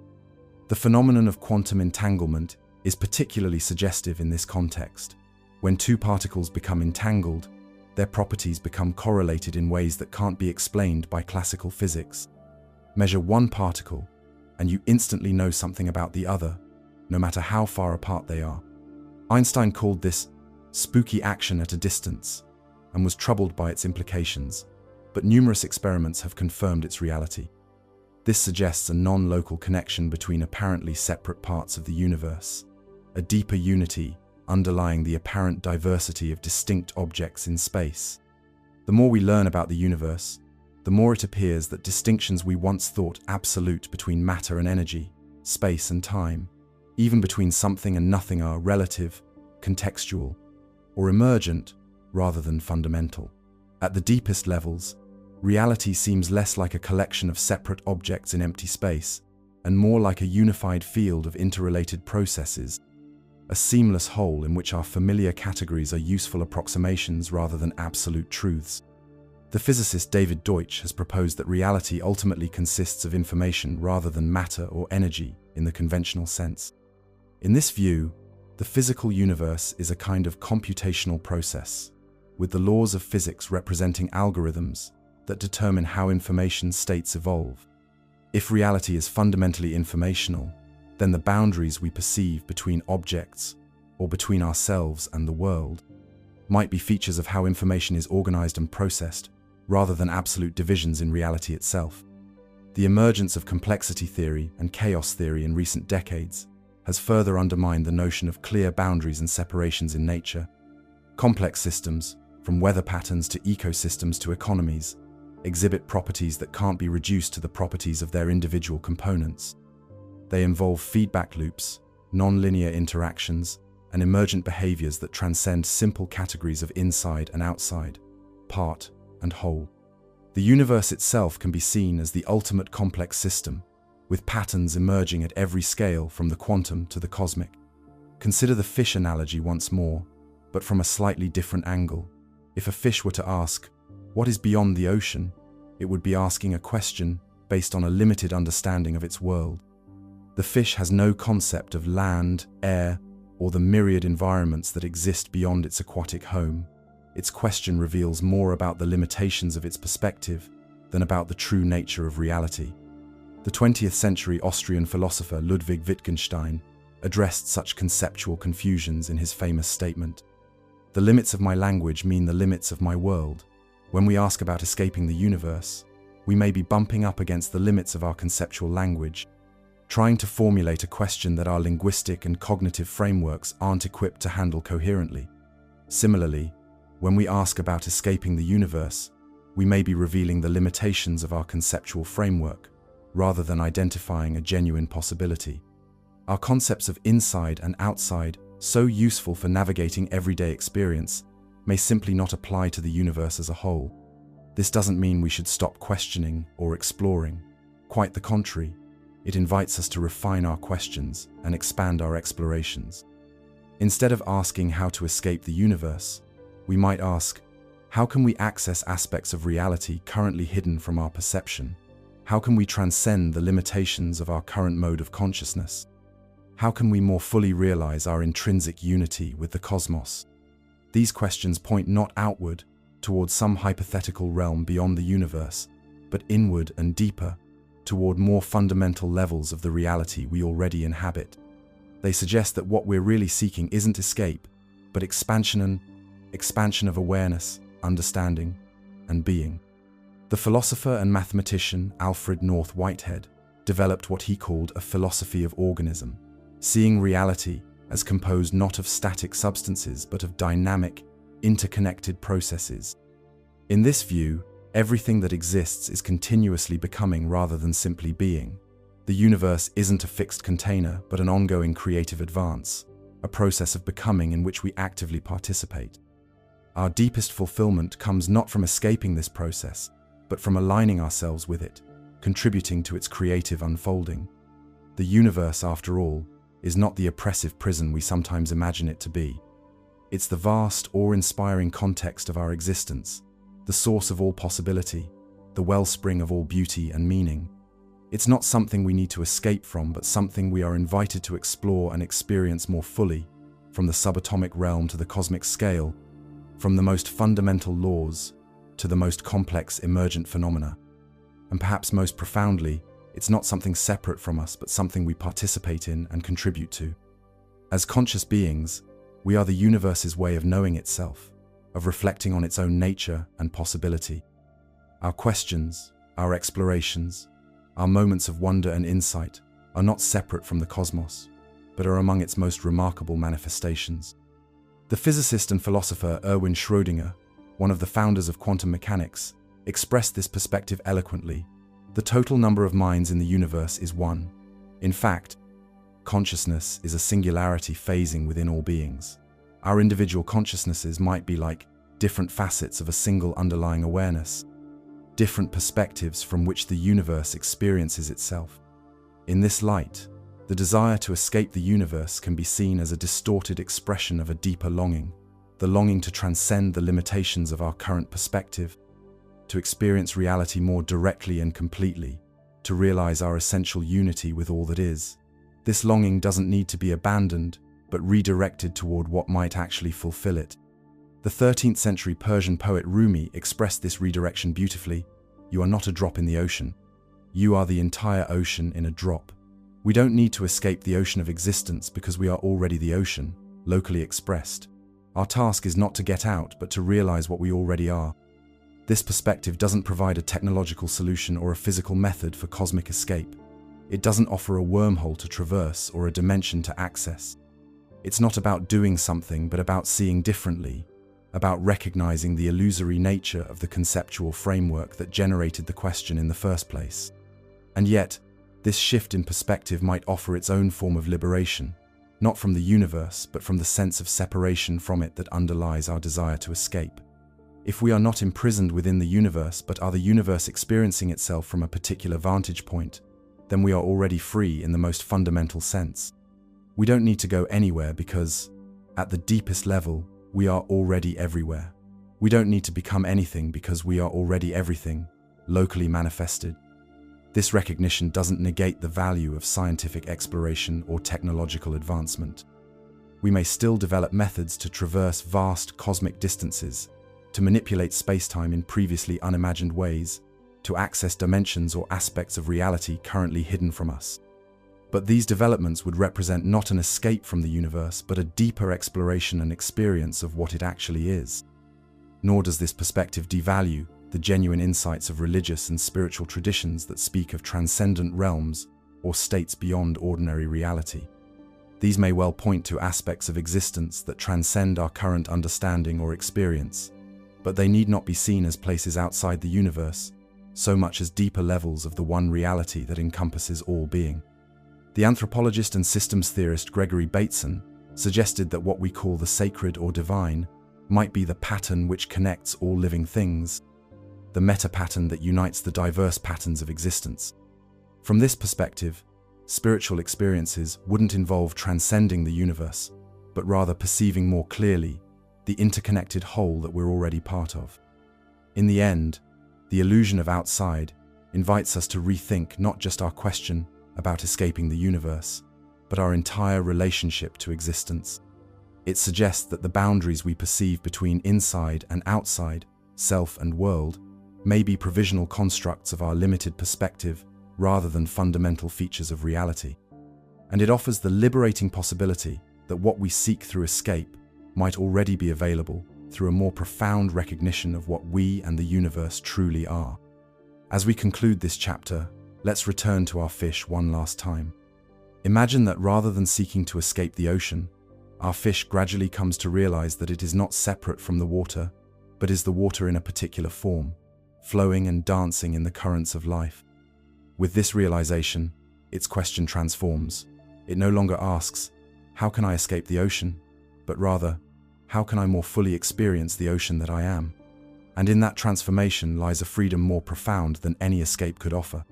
As we've explored various potential pathways for escaping the universe, we've repeatedly encountered limitations imposed by the fundamental laws of physics. These laws aren't merely human constructions or approximate descriptions. They appear to be woven into the fabric of reality itself, governing everything from the dance of subatomic particles to the evolution of entire galaxies. If we truly seek to understand whether escape from the universe is possible, we must confront these laws directly and ask, are they absolute barriers? Or might there be loopholes or exceptions that could provide a way out? The history of physics can be seen as the progressive discovery of deeper, more fundamental laws. From Aristotle's earthly physics to Newton's universal gravitation, from Maxwell's equations of electromagnetism to Einstein's theories of relativity, from the development of quantum mechanics to the current pursuit of a unified theory of everything, we have continually refined our understanding of the rules that govern reality. Today, the most fundamental laws we know can be grouped into several categories, each posing its own constraints on any potential cosmic escape. Let's examine these laws one by one, considering both their implications and whether they might permit any form of transcendence. Perhaps the most well-known physical law is the conservation of energy, which states that energy can neither be created nor destroyed, only transformed from one form to another. This principle emerged in the 19th century through the work of scientists like James Joule, Hermann von Helmholtz, and others who recognized that heat, mechanical work, and other forms of energy could be converted into each other in predictable, quantitative ways.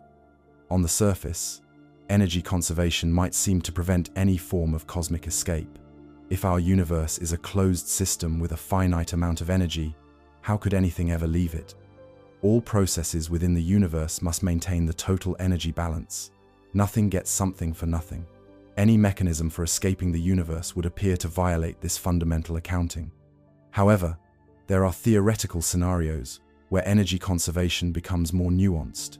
In an expanding universe like ours, the total energy content becomes a complex question. As space expands, the energy associated with the cosmological constant, or dark energy, appears to increase, a seeming violation of conservation that physicists reconcile by noting that the energy density remains constant. It's just spread over an increasing volume. More speculatively, some theories suggest that if our universe is connected to others through wormholes or other exotic structures, energy might be transferred between them. The conservation law would still hold across the entire multiverse, but from our limited perspective within a single universe, it might appear to be violated. Closely related to energy conservation is the conservation of momentum, both linear and angular. These laws tell us that the total momentum of a closed system remains constant unless external forces act on it. For linear momentum, this means you can't accelerate without pushing against something. For angular momentum, it means rotational motion is preserved unless torque is applied. These momentum conservation laws have profound implications for space travel and, by extension, for any potential physical escape from the universe. Conventional rocket propulsion works by expelling mass in one direction to move in the opposite direction, following Newton's third law of motion. But what if you want to leave the universe entirely? What would you push against? What would you expel? And where would it go? Some proposed exotic propulsion mechanisms, like the theoretical Alcubierre drive we discussed earlier, attempt to circumvent these limitations by manipulating space-time itself rather than pushing against matter. However, even these speculative technologies wouldn't truly violate momentum conservation. They would just exploit it in novel ways within the framework of general relativity. Another crucial set of laws involves thermodynamics, particularly the famous second law, which states that the total entropy of an isolated system always increases over time. Entropy is often described as a measure of disorder, but more precisely, it quantifies the dispersal of energy and the number of possible microscopic states a system can occupy. The implications of the second law are profound and far-reaching. It gives time a direction, the famous arrow of time, that distinguishes the past from the future. It tells us why heat flows from hot to cold, why eggs scramble but never unscramble, why ordered systems tend to become disordered over time. And crucially for our discussion, it suggests that any complex, organized structure, including life as we know it, exists only temporarily and at the cost of creating more disorder elsewhere. If we consider the universe as the ultimate isolated system, the second law tells us it must inevitably progress toward a state of maximum entropy, a condition physicists call heat death. In this final state, energy would be uniformly distributed, no further work could be extracted, and all processes that require energy gradients, including life, would cease. This grim destiny seems to place an absolute time limit on any attempt to escape the universe. Either we find a way out before heat death, or the opportunity is forever lost. Some theorists have proposed speculative ways to evade this thermal death sentence. Perhaps new universes constantly bubble off from ours, providing fresh, low-entropy environments. Perhaps quantum fluctuations could, given enough time, spontaneously generate new organized structures even in a heat-dead universe. Perhaps consciousness could somehow persist in forms we cannot currently imagine. But these remain highly conjectural and often stray from established physics into philosophical speculation. Then there's the ultimate speed limit of the universe, the speed of light in vacuum, denoted by the constant c, approximately 300,000 kilometers per second. According to Einstein's special relativity, nothing with mass can accelerate to or beyond this speed. As an object with mass approaches the speed of light, its energy and momentum increase without bound, requiring infinite energy to reach c exactly. This cosmic speed limit has profound implications for potential escape scenarios. Even if we could somehow survive for billions of years, the expansion of the universe will eventually place most of the cosmos beyond our reach. Galaxies whose light we can see today will eventually recede faster than light due to the expansion of space itself, their light redshifted into invisibility, creating a cosmic horizon beyond which we can never travel. The speed of light limit isn't just about rapid travel, it's intimately connected to causality, the principle that causes must precede their effects. If information or matter could travel faster than light, it would be possible, at least in some reference frames, for effects to precede their causes, creating causal paradoxes. Most physicists consider such paradoxes to be logically inadmissible, suggesting that faster than light travel or communication is impossible in principle, not just in practice. However, general relativity does allow for some intriguing possibilities that special relativity alone doesn't capture. As we discussed in earlier chapters, certain space-time geometries like wormholes might provide effective shortcuts between distant regions without locally exceeding the speed of light. The expansion of space itself can separate galaxies at effective speeds greater than c. And within quantum mechanics, phenomena like entanglement suggest spooky action at a distance that seems to transmit correlations instantaneously, though crucially, not usable information. Equally fundamental to our understanding of reality are the laws of quantum mechanics, which govern the behavior of matter and energy at the smallest scales. Quantum theory has revealed a subatomic world of profound strangeness, where particles behave like waves, where precise measurement of certain pairs of properties is impossible, and where the act of observation seems to affect what is observed. Several quantum principles seem particularly relevant to our question of cosmic escape. The Heisenberg uncertainty principle tells us there are fundamental limits to what can be known about a particle's position and momentum simultaneously. Quantum tunneling allows particles to pass through energy barriers that would be insurmountable according to classical physics. Quantum entanglement creates correlations between particles that persist regardless of the distance separating them. These quantum phenomena hint at a reality more fluid and interconnected than our everyday experience suggests. Could they possibly offer pathways beyond the universe? Some have suggested that quantum tunneling might theoretically allow particles to tunnel out of our universe into another, though this remains highly speculative and unsupported by mainstream physics. Quantum mechanics also raises profound questions about the nature of reality itself. The measurement problem, concerning how and why quantum superpositions collapse into definite states upon observation, has led to various interpretations, including the famous many worlds interpretation proposed by Hugh Everett III. According to this view, every quantum measurement causes reality to branch into multiple universes, each representing a different possible outcome. If the many worlds interpretation is correct, then in a sense, we're already living in a multiverse, with countless parallel versions of ourselves, experiencing different histories in different branches of reality. But could we ever access these other branches? Current understanding suggests not. The branches, once separated, have no causal contact with each other. Each version of us would remain confined to their particular branch, unable to cross over or even communicate with other branches.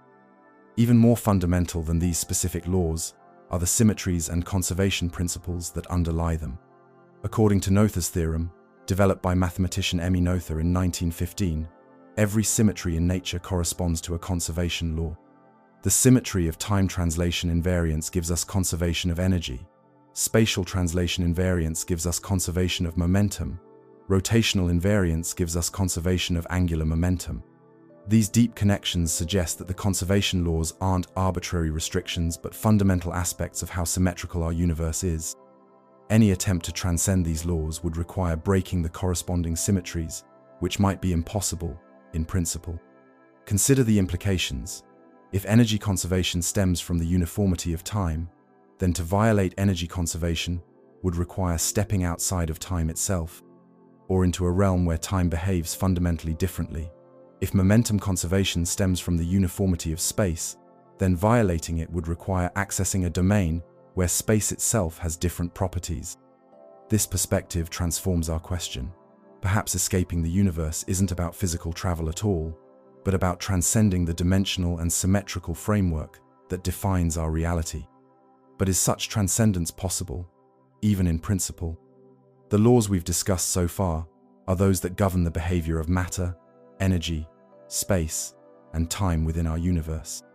But there's another class of laws that might be even more fundamental, the mathematical consistency requirements that seem to govern what kinds of universes can exist at all. Theoretical physicists have discovered that not just any set of physical laws can work together consistently. There are constraints on what combinations of features a logically possible universe can have. For instance, certain combinations of particles and forces would lead to instabilities or contradictions that would prevent such a universe from functioning coherently. This leads to a profound possibility. Perhaps our universe has the particular laws and constants it does because those are among the mathematically consistent possibilities. Perhaps the fundamental laws of physics aren't arbitrary but are constrained by mathematical consistency to fall within certain allowable ranges. If this is true, then escaping our universe might require entering a domain governed by different yet still mathematically consistent physics. The multiverse theories we explored earlier suggest such domains might exist, each with its own set of physical laws, compatible with basic mathematical requirements. However, this raises a disturbing possibility. What if consciousness as we know it can only exist within universes having physical laws very similar to our own? What if the complex, organized structures required for intelligence can only arise and persist in universes with particular properties? For instance, if the strength of the electromagnetic force was significantly different, atoms wouldn't form. If gravity were much stronger, stars would burn out too quickly for life to evolve. If the strong nuclear force was slightly weaker, stable nuclei couldn't exist. The delicate balance of our physical laws seems finely tuned to permit complex chemistry and stable structures, prerequisites for life and consciousness as we know them. This doesn't mean our universe was designed with life in mind, as some might argue. In a vast multiverse with many different configurations of physical laws, life would naturally arise in those rare universes with suitable conditions, and those life forms would naturally observe their universe to be compatible with their existence, an application of the anthropic principle. But it does suggest a challenging constraint on cosmic escape. If we somehow manage to exit our universe into another with significantly different physical laws, we might not be able to survive or retain our form of consciousness there. The very laws that seem to constrain us might also be the ones that enable our existence.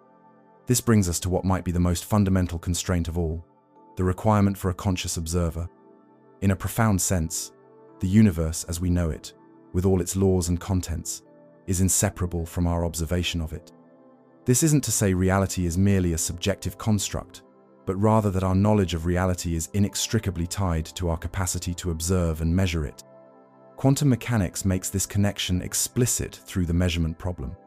The standard Copenhagen interpretation suggests that quantum systems exist in superpositions of states until observed, at which point the wave function collapses into a definite state. While other interpretations, like many worlds or Bohmian mechanics, offer different perspectives, all must account for the strange role of observation in quantum physics.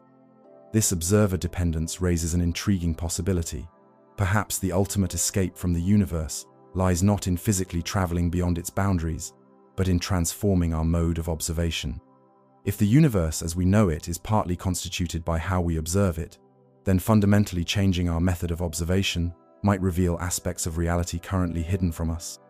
Such a transformation wouldn't involve merely seeing new things within the existing framework, but shifting the framework itself, perceiving reality through a fundamentally different lens. This brings to mind the explorations of consciousness we discussed in an earlier chapter, where practices like deep meditation aim to transcend ordinary perception and access more fundamental levels of awareness. From this perspective, the laws that hold us in aren't so much external constraints as they are aspects of how we currently engage with reality.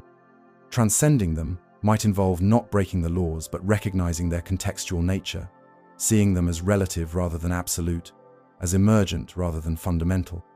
This isn't to suggest that the laws of physics are merely subjective or that we can wish them away. The robustness of scientific observation and the precision of our mathematical models attest to an objective reality that exists independent of any individual's perception.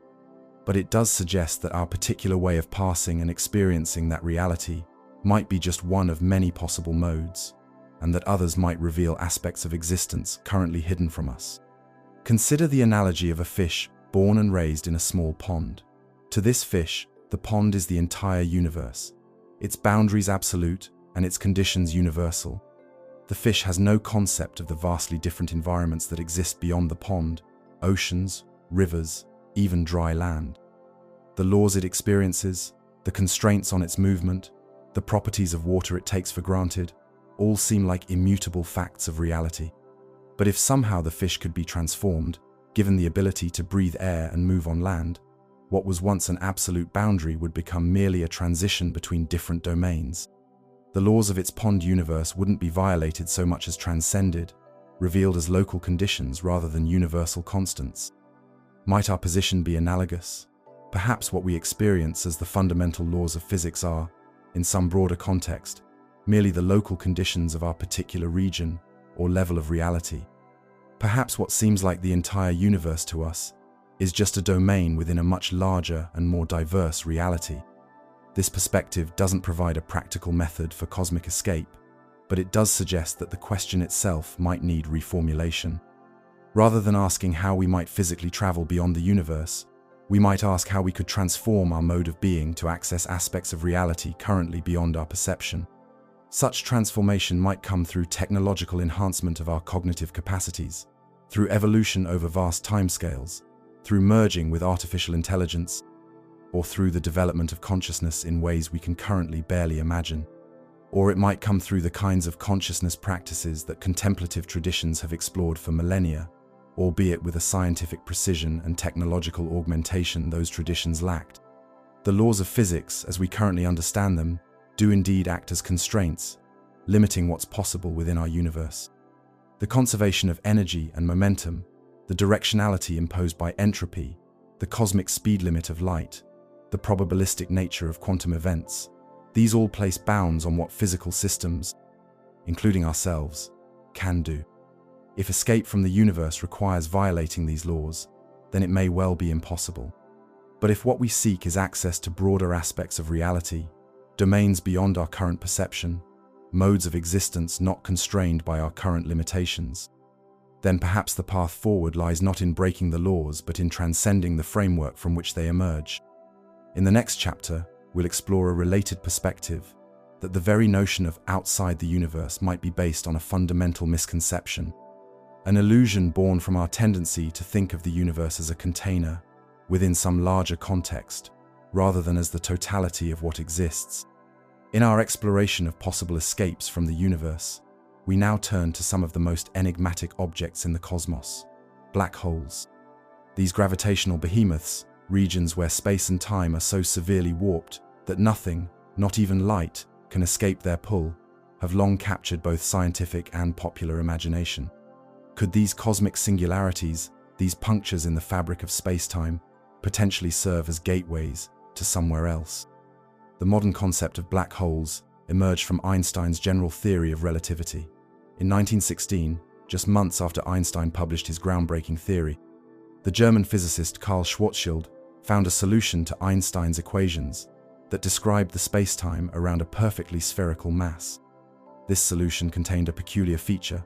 If the mass were compressed enough, it would create a region from which nothing could escape, bounded by what we now call the event horizon. For decades, these objects were considered mathematical curiosities, rather than real cosmic entities. Even Einstein himself thought they wouldn't form in nature. It wasn't until the 1960s and 70s that astronomers began to find evidence for their existence, and today we know they're not only real but surprisingly common. Supermassive black holes lurk at the centers of most galaxies, including our own Milky Way, while stellar mass black holes are scattered throughout galactic neighborhoods, the remnants of massive stars that have collapsed under their own gravity. The journey from theoretical oddity to accepted astronomical object was a fascinating one. The term black hole itself wasn't coined until 1967, when American physicist John Wheeler used it during a lecture. Before that, these objects were called frozen stars or collapsed stars, terms that didn't capture their true nature. Wheeler's evocative name stuck, perfectly conveying the image of a cosmic drain from which nothing can return. The first black hole candidate, Cygnus X1, was discovered in 1964 as a powerful source of X-rays.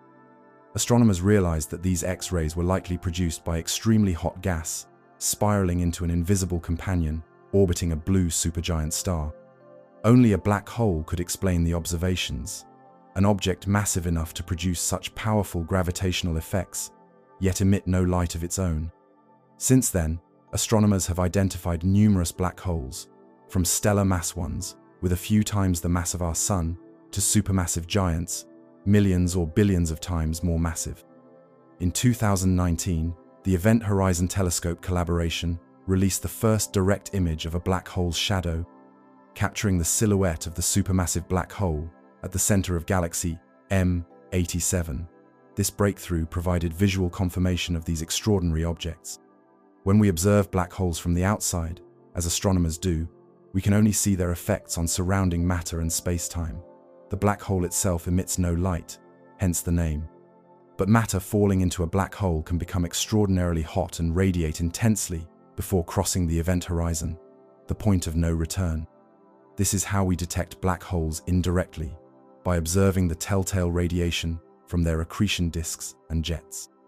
As matter approaches a black hole, it typically forms a swirling accretion disk, somewhat like water circling a drain. Friction within this disk heats the matter to millions of degrees, causing it to emit X-rays and other forms of high-energy radiation.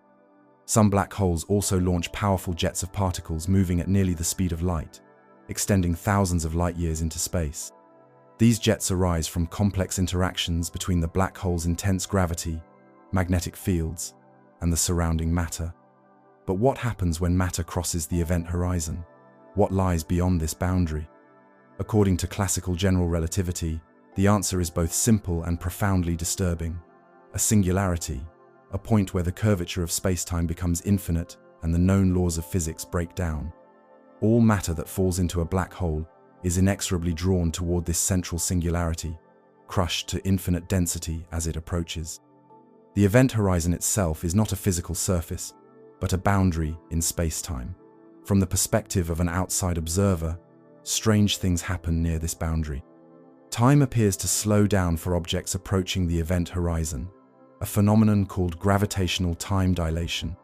If we could somehow watch an astronaut falling toward a black hole, we would see their clock ticking ever more slowly, their movements becoming increasingly sluggish, until they appear frozen at the event horizon itself. But from the falling astronaut's perspective, nothing unusual happens at the horizon. They cross it without noticing any special boundary, continuing their journey toward the singularity at the center. This disconnect between the experiences of different observers is a hallmark of the extreme space-time curvature near black holes. Yet many physicists believe this singularity is not physically real, but rather indicates that our theory of gravity is incomplete. When the curvature of space-time becomes extreme, quantum effects should become important, but we don't yet have a complete theory of quantum gravity to tell us what really happens.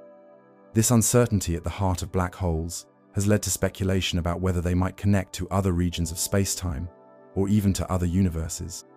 The mathematical structure of certain black hole solutions, particularly rotating black holes described by the Kerr metric, suggests the possibility of traversable pathways through the black hole to somewhere else. To understand this possibility, we need to explore the concept of a wormhole, also known as an Einstein-Rosen bridge. Wormholes appear in the mathematics of general relativity as tunnels connecting different regions of space-time. John Wheeler, who coined the term black hole, also gave us the vivid term wormhole to describe these hypothetical passages. If we imagine space-time as a two-dimensional sheet, a wormhole would be like a tunnel connecting two distant points on the sheet.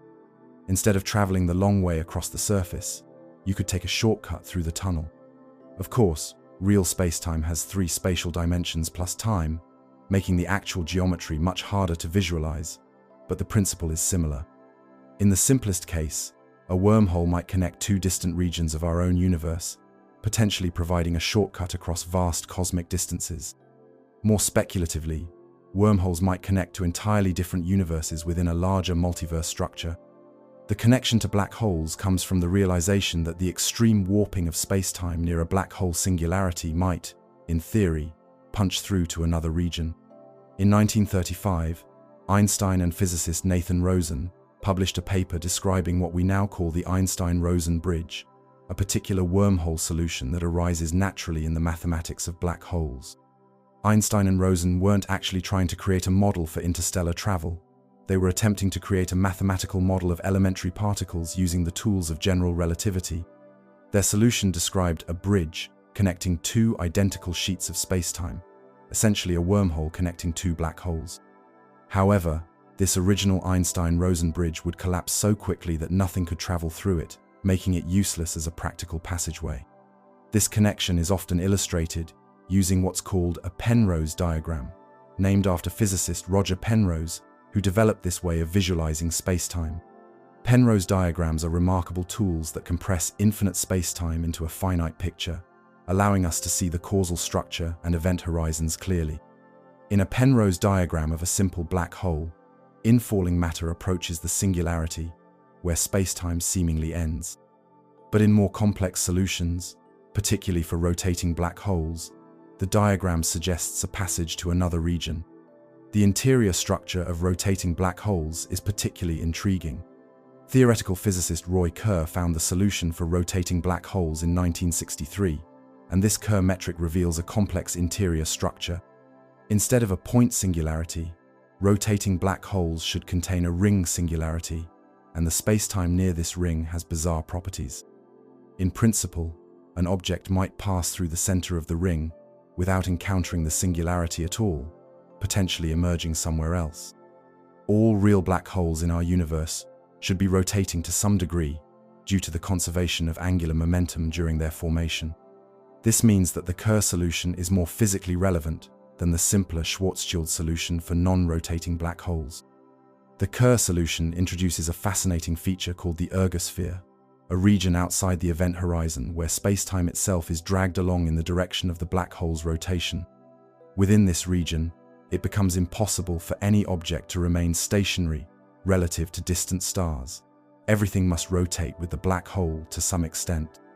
Beyond the event horizon of a Kerr black hole lies an even more exotic structure.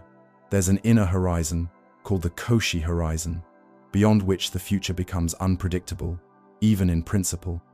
Past this horizon lies the ring singularity.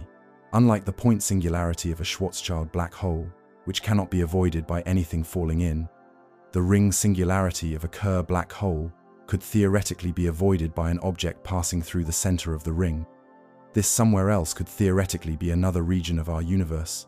or possibly another universe entirely. If you were to fall into a rotating black hole and somehow survive the immense tidal forces, you might pass through this inner region and emerge from a white hole, essentially the time reverse of a black hole, where matter can only exit but never enter. The mathematics suggest that passing through the ring might lead to a new region of space-time with bizarre properties. In some solutions, this new region contains closed time-like curves, paths through space-time that return to their starting point in time, as well as space. In effect, time travel would be possible in such regions. Other solutions suggest passage into a completely separate universe, with potentially different physical laws or constants. However, there are several severe problems with this scenario as a practical means of cosmic escape. First, and most obvious, is survival. The tidal forces near a black hole, the difference in gravitational pull between your head and your feet, would stretch you into a long, thin strand of particles, a process colorfully termed spaghettification by physicist Stephen Hawking. Even before reaching the event horizon, these forces would be fatal for any physical body. For stellar mass black holes, spaghettification would occur well before reaching the event horizon. For supermassive black holes, the tidal forces at the horizon are less extreme due to the larger size, and in principle, an astronaut might cross the horizon intact. But the journey beyond would still lead to certain destruction as they approach the singularity. The radiation environment near a black hole poses another lethal challenge. Any black hole actively accreting matter would surround itself with intensely hot plasma and powerful radiation that would incinerate any approaching spacecraft. Even for dormant black holes, the concentrated background radiation of the universe, blue shifted to extreme energies by the black hole's gravity, would likely be fatal. Second is the problem of white holes. While white holes are mathematically permitted by general relativity, they appear to be physically unrealistic. They would violate the second law of thermodynamics, which states that entropy always increases. A white hole would be constantly expelling matter and energy, decreasing its internal entropy, which seems contrary to how our universe actually works. White holes have never been observed, and for good reason. Their defining characteristic, that nothing can enter them, makes them unstable in the presence of any external matter or radiation. Even a single photon from the cosmic microwave background would disrupt their structure. Most physicists consider white holes to be mathematical solutions without physical reality, the time-reversed equivalent of black holes that could only exist in a universe where time runs backward. Third is what physicists call the causal structure of wormholes. Even if a wormhole could form connecting a black hole to a white hole, it would not be traversable. Any attempt to pass through would either encounter the singularity or cause the wormhole to pinch off. Keeping a wormhole open would require exotic matter with negative energy density, as we discussed in our chapter on technology. The requirement for exotic matter with negative energy density is not a minor technical detail, but a fundamental obstacle. Standard matter and energy always have positive energy density according to classical physics. While quantum field theory does allow for small, temporary regions of negative energy density through effects like the Casimir effect, these are far too small and brief to stabilize a macroscopic wormhole. Physicist Kip Thorne and his colleagues calculated that maintaining a wormhole just 1 meter in diameter would require negative energy equivalent to converting the entire mass of Jupiter into negative energy. And this exotic material would need to be precisely configured around the wormhole's throat to keep it from collapsing. We currently have no technology or even theoretical approach that could achieve this. There's also the problem of the Cauchy horizon inside a rotating black hole. While the mathematics of the idealized Kerr solution shows this inner horizon as a well-defined boundary, more detailed analyses suggest that it would be highly unstable in any real black hole. Any infalling matter or radiation would create a phenomenon called mass inflation, where the energy density grows exponentially as the Cauchy horizon is approached. This would effectively replace the Cauchy horizon with a singular region, blocking any potential passage. Despite these obstacles, the theoretical study of black holes has yielded some unexpected connections that hint at deeper structures underlying reality. One of the most profound is what's known as the holographic principle, which emerged from studies of black hole thermodynamics by Jacob Bekenstein and Stephen Hawking in the 1970s. Bekenstein and Hawking discovered that black holes have entropy proportional to their surface area, not their volume as one might expect. This suggests that all the information about what falls into a black hole could be encoded on its two-dimensional event horizon, much like a hologram encodes three-dimensional information on a two-dimensional surface. This insight came from trying to resolve a seeming paradox.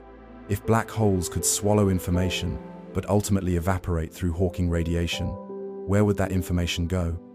The second law of thermodynamics insists that entropy never decreases, and quantum mechanics requires that information is never truly lost. The resolution seems to be that the information isn't inside the black hole in the conventional sense, but encoded on its surface. This principle has been extended beyond black holes to suggest that our entire universe might be holographic in nature. The three-dimensional reality we experience might be encoded on a two-dimensional boundary of some larger space. This concept finds its most precise mathematical formulation in what's called the ADS-CFT correspondence, a relationship between theories of gravity in a space with negative curvature and quantum field theories without gravity on the boundary of that space. Discovered by Juan Maldacena in 1997, the ADS-CFT correspondence remains one of the most important developments in theoretical physics in recent decades. It provides a concrete mathematical example of how a gravitational system in one space can be exactly equivalent to a non-gravitational quantum system in a lower dimensional space. The ADS refers to anti-de Sitter space, a particular kind of space-time with negative curvature, while CFT stands for conformal field theory, a type of quantum field theory with special symmetry properties. If our universe is indeed holographic, then perhaps escaping it wouldn't involve physical travel at all, but rather a shift in perspective, a recognition that what we perceive as a three-dimensional reality might be a projection of something more fundamental. This brings us to another profound question raised by black holes. What happens to information that falls into them? According to classical general relativity, anything that crosses the event horizon is lost forever to the outside universe. But quantum mechanics insists that information cannot be truly destroyed.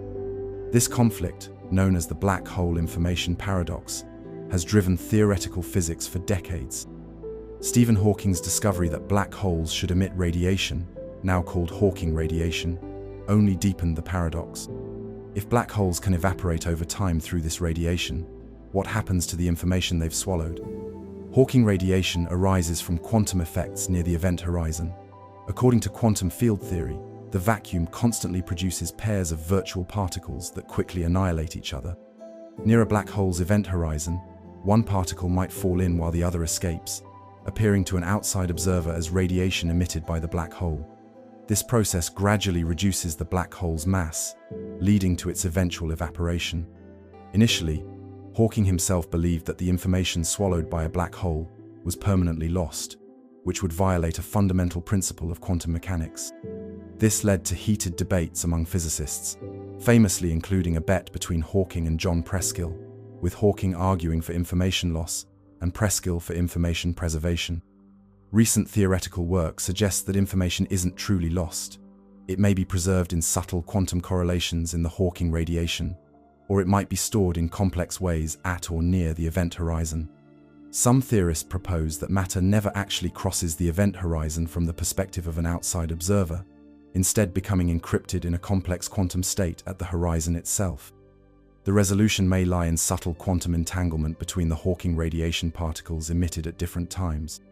While each particle individually appears to carry random thermal radiation, the entire collection over the lifetime of the black hole could be exquisitely correlated in a way that preserves all the original information. Hawking eventually conceded the bet with Preskill in 2004, accepting that information is probably preserved, though the exact mechanism remains debated. These ideas suggest that black holes don't so much destroy information as transform and encrypt it. Perhaps, in some sense, what falls into a black hole isn't gone, but rather encoded in a form we don't yet understand how to read. Could this encoding process represent a kind of cosmic escape? Probably not in the sense of physical transportation to another realm, but it might represent a transformation so profound that it approaches what we might imagine as escape. Matter that falls into a black hole loses its conventional identity, becoming part of the black hole's quantum state, indistinguishable from the black hole itself. Some speculative theories go further, suggesting that black holes might be connected to the birth of new universes. In a scenario called black hole cosmology, the formation of a black hole in our universe might correspond to the creation of a new universe on the other side of the singularity, expanding into its own spacetime, disconnected from our own. This idea was developed by physicist Lee Smolin, among others. The basic concept is that the extreme conditions at a black hole singularity might trigger a process similar to the Big Bang, creating a new expanding universe with its own space and time. This new universe would be causally disconnected from ours, forming a separate bubble of reality. This idea resonates with certain multiverse theories, particularly the concept of cosmic inflation, which suggests our universe underwent a period of exponential expansion in its earliest moments. Perhaps each black hole singularity effectively restarts this inflation process, giving birth to a new expanding universe with its own space and time. If this were true, then when matter falls into a black hole in our universe, it might contribute to the formation of an entirely new cosmos, with new physical laws and constants. The matter itself wouldn't survive in its original form, but its energy and information might be reborn in a new cosmic context. From this perspective, black holes might represent not so much portals that can be traversed, but rather cosmic recycling centers, converting matter from aging universes into the raw material for new ones. Our universe might itself be the result of matter falling into a black hole in some parent universe, forever inaccessible to us. This vision of cosmic reproduction through black holes was developed most fully by physicist Lee Smolin in his theory of cosmological natural selection. Smolin proposed that universes that produce many black holes have more cosmic offspring, leading to an evolutionary process that might explain why our universe has physical constants that seem conducive to the formation of complex structures, including black holes. The analogy to biological evolution is striking. Just as living organisms evolve to maximize their reproductive success, Smolin suggests that universes might evolve through a process of cosmic reproduction via black holes. Universes with physical constants that allow for abundant black hole formation would have more offspring universes, potentially explaining why our universe has the particular properties it does. If Smolin's theory is correct, then in a sense, we're already participating in cosmic escape. The atoms in our bodies might someday fall into a black hole and contribute to the birth of a new universe. Not an escape we could experience or survive, but a kind of cosmic legacy, nonetheless. Recent developments in quantum gravity theories, particularly loop quantum gravity and string theory, suggest that the singularity at the center of a black hole might be replaced by a region of extremely curved but finite spacetime. This would mean that physics doesn't actually break down completely, but rather transitions to a different regime governed by quantum gravitational effects. Loop quantum gravity, developed by physicists including Carlo Rovelli and Lee Smolin, suggests that spacetime itself has a discrete, granular structure at the smallest scales, somewhat like pixels in a digital image. This fundamental graininess would prevent the infinite compression that classical general relativity predicts at a singularity. Instead, when matter is compressed beyond a certain density, it would bounce back in a process similar to quantum tunneling. In some models, this transition might lead to a bounce rather than a singularity, potentially connecting to another expanding region. This concept finds a parallel in certain cosmological models where the Big Bang is replaced by a big bounce, with our universe's expansion preceded by a contraction phase. String theory offers a different perspective on the fate of matter falling into black holes. In string theory, the fundamental constituents of reality are not point particles, but tiny, vibrating strings. These strings can only be compressed so far before new quantum effects come into play. Some string theorists suggest that the extreme conditions near a black hole singularity might cause a phase transition to a fundamentally different state of matter, perhaps even creating a new space-time geometry. Another intriguing possibility comes from a conjecture known as final state projection, proposed by Horowitz and Maldacena. This suggests that the black hole singularity might impose a specific quantum state on all matter falling into it, effectively projecting it into a unique configuration. This could preserve information while allowing for a transition to another state or region. All of these ideas remain highly speculative. We don't yet have a complete theory of quantum gravity, and even if we did, testing these predictions would be extraordinarily difficult. The interior of a black hole is hidden behind the event horizon, permanently inaccessible to outside observers. Yet the theoretical study of black holes continues to yield profound insights into the nature of space-time, information, and reality itself.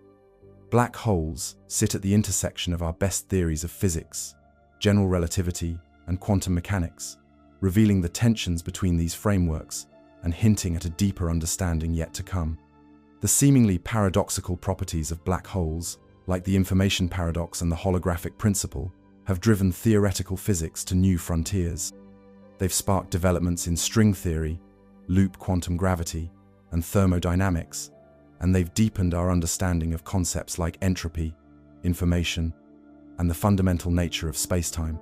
Whether or not black holes could ever serve as literal portals to other realms, they already function as conceptual gateways, openings through which theoretical physics is passing toward a more profound comprehension of the cosmos.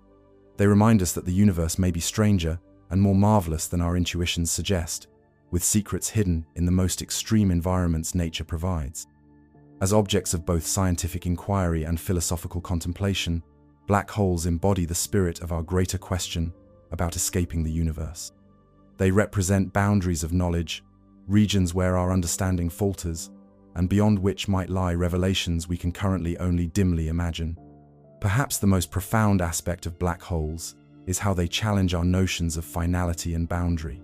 They are both endpoints in the evolution of massive stars and potential beginnings of new universes. They represent both the ultimate confinement, from which not even light can escape, and the possible connection to everything beyond our cosmic horizon.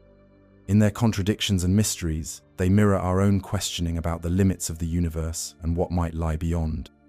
If the physical laws of our universe present nearly insurmountable barriers to a technological escape, perhaps we might consider an entirely different approach. Instead of trying to physically transport ourselves beyond the universe, what if consciousness itself could transcend the boundaries of physical reality? What if the mind, rather than the body, could find pathways to other realms of existence? This notion shifts our exploration from the external cosmos to the inner universe of consciousness. It invites us to consider whether what we perceive as reality is the fundamental ground of existence or merely one manifestation of something deeper. It asks whether consciousness is simply a product of physical processes in our brains, or if it might be a more fundamental aspect of reality itself. Throughout human history, contemplatives, mystics, and philosophers have described experiences that seem to transcend ordinary physical reality. From the samadhi states of Buddhist meditation to the unitive experiences of Christian mystics, from the vision quests of indigenous shamans to the philosophical insights of secular contemplatives, people across cultures and times have reported moments when the boundaries of self and world seem to dissolve.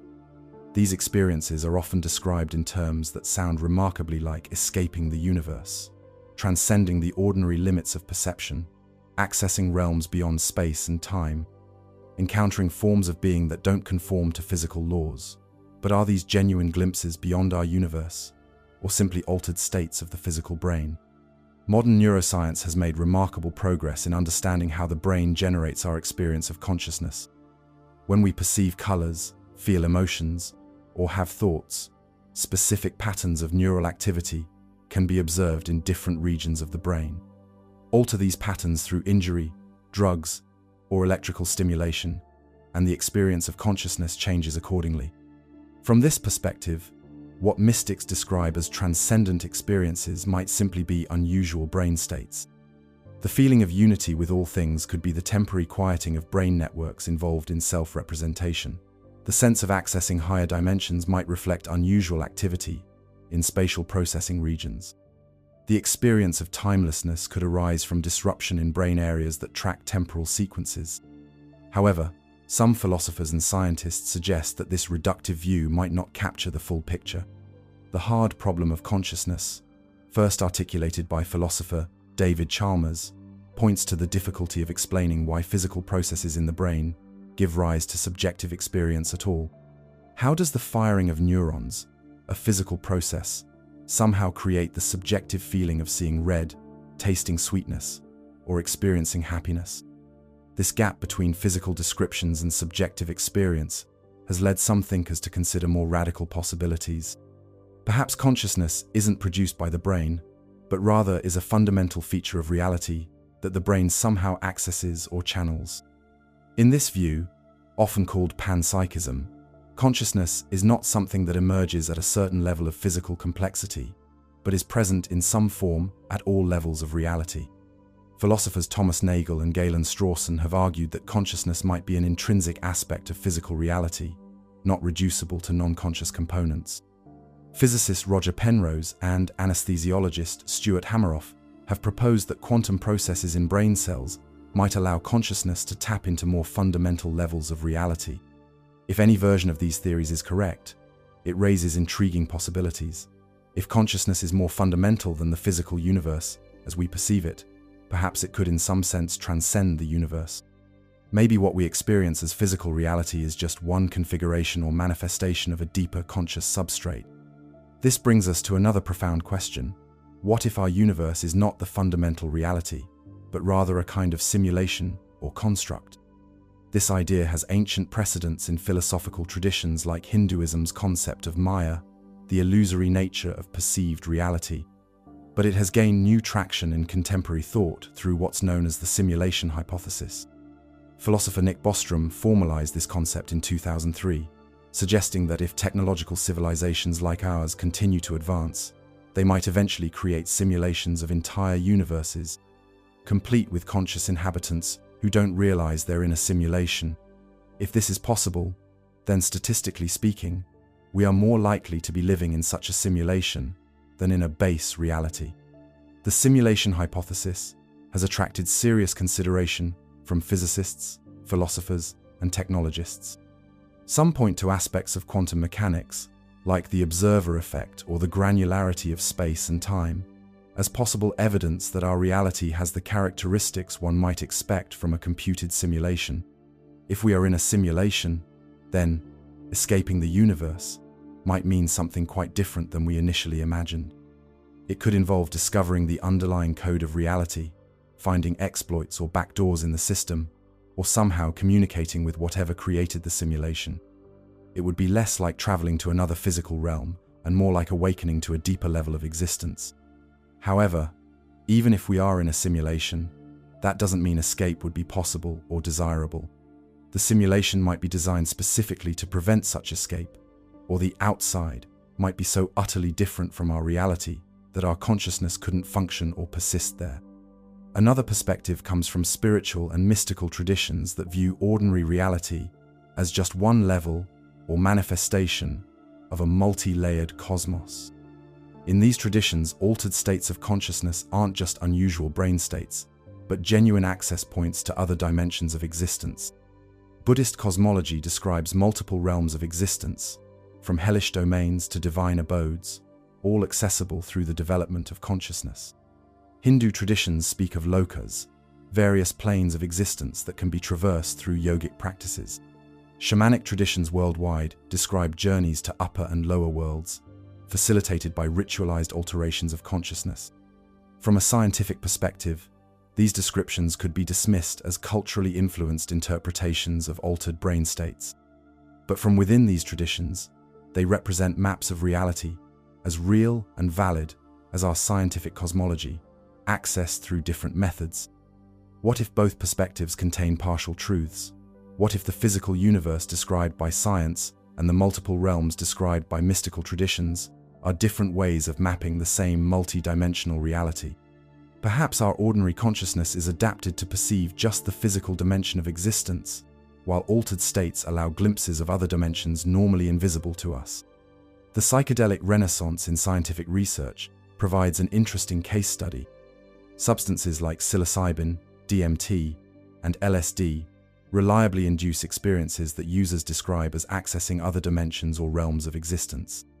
Brain imaging shows these substances disrupt the brain's normal information processing patterns, allowing novel connections and states to emerge.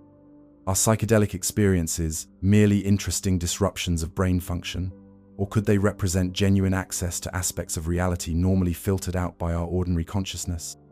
The answer likely depends on our underlying assumptions about the nature of consciousness and reality. From one perspective, consciousness is entirely produced by the physical brain, which evolved to help us survive in the physical world, not to perceive ultimate reality. Our brains construct a useful model of reality, not a complete picture. Altered states simply disrupt this model, creating compelling but ultimately illusory experiences. From another perspective, consciousness might be more fundamental than physical reality, and our brains might act more like receivers or filters than generators of consciousness. Just as a radio tunes into existing electromagnetic signals, our brains might tune into aspects of a conscious reality that exists independently. Altered states might adjust this tuning, allowing access to frequencies or channels normally outside our range.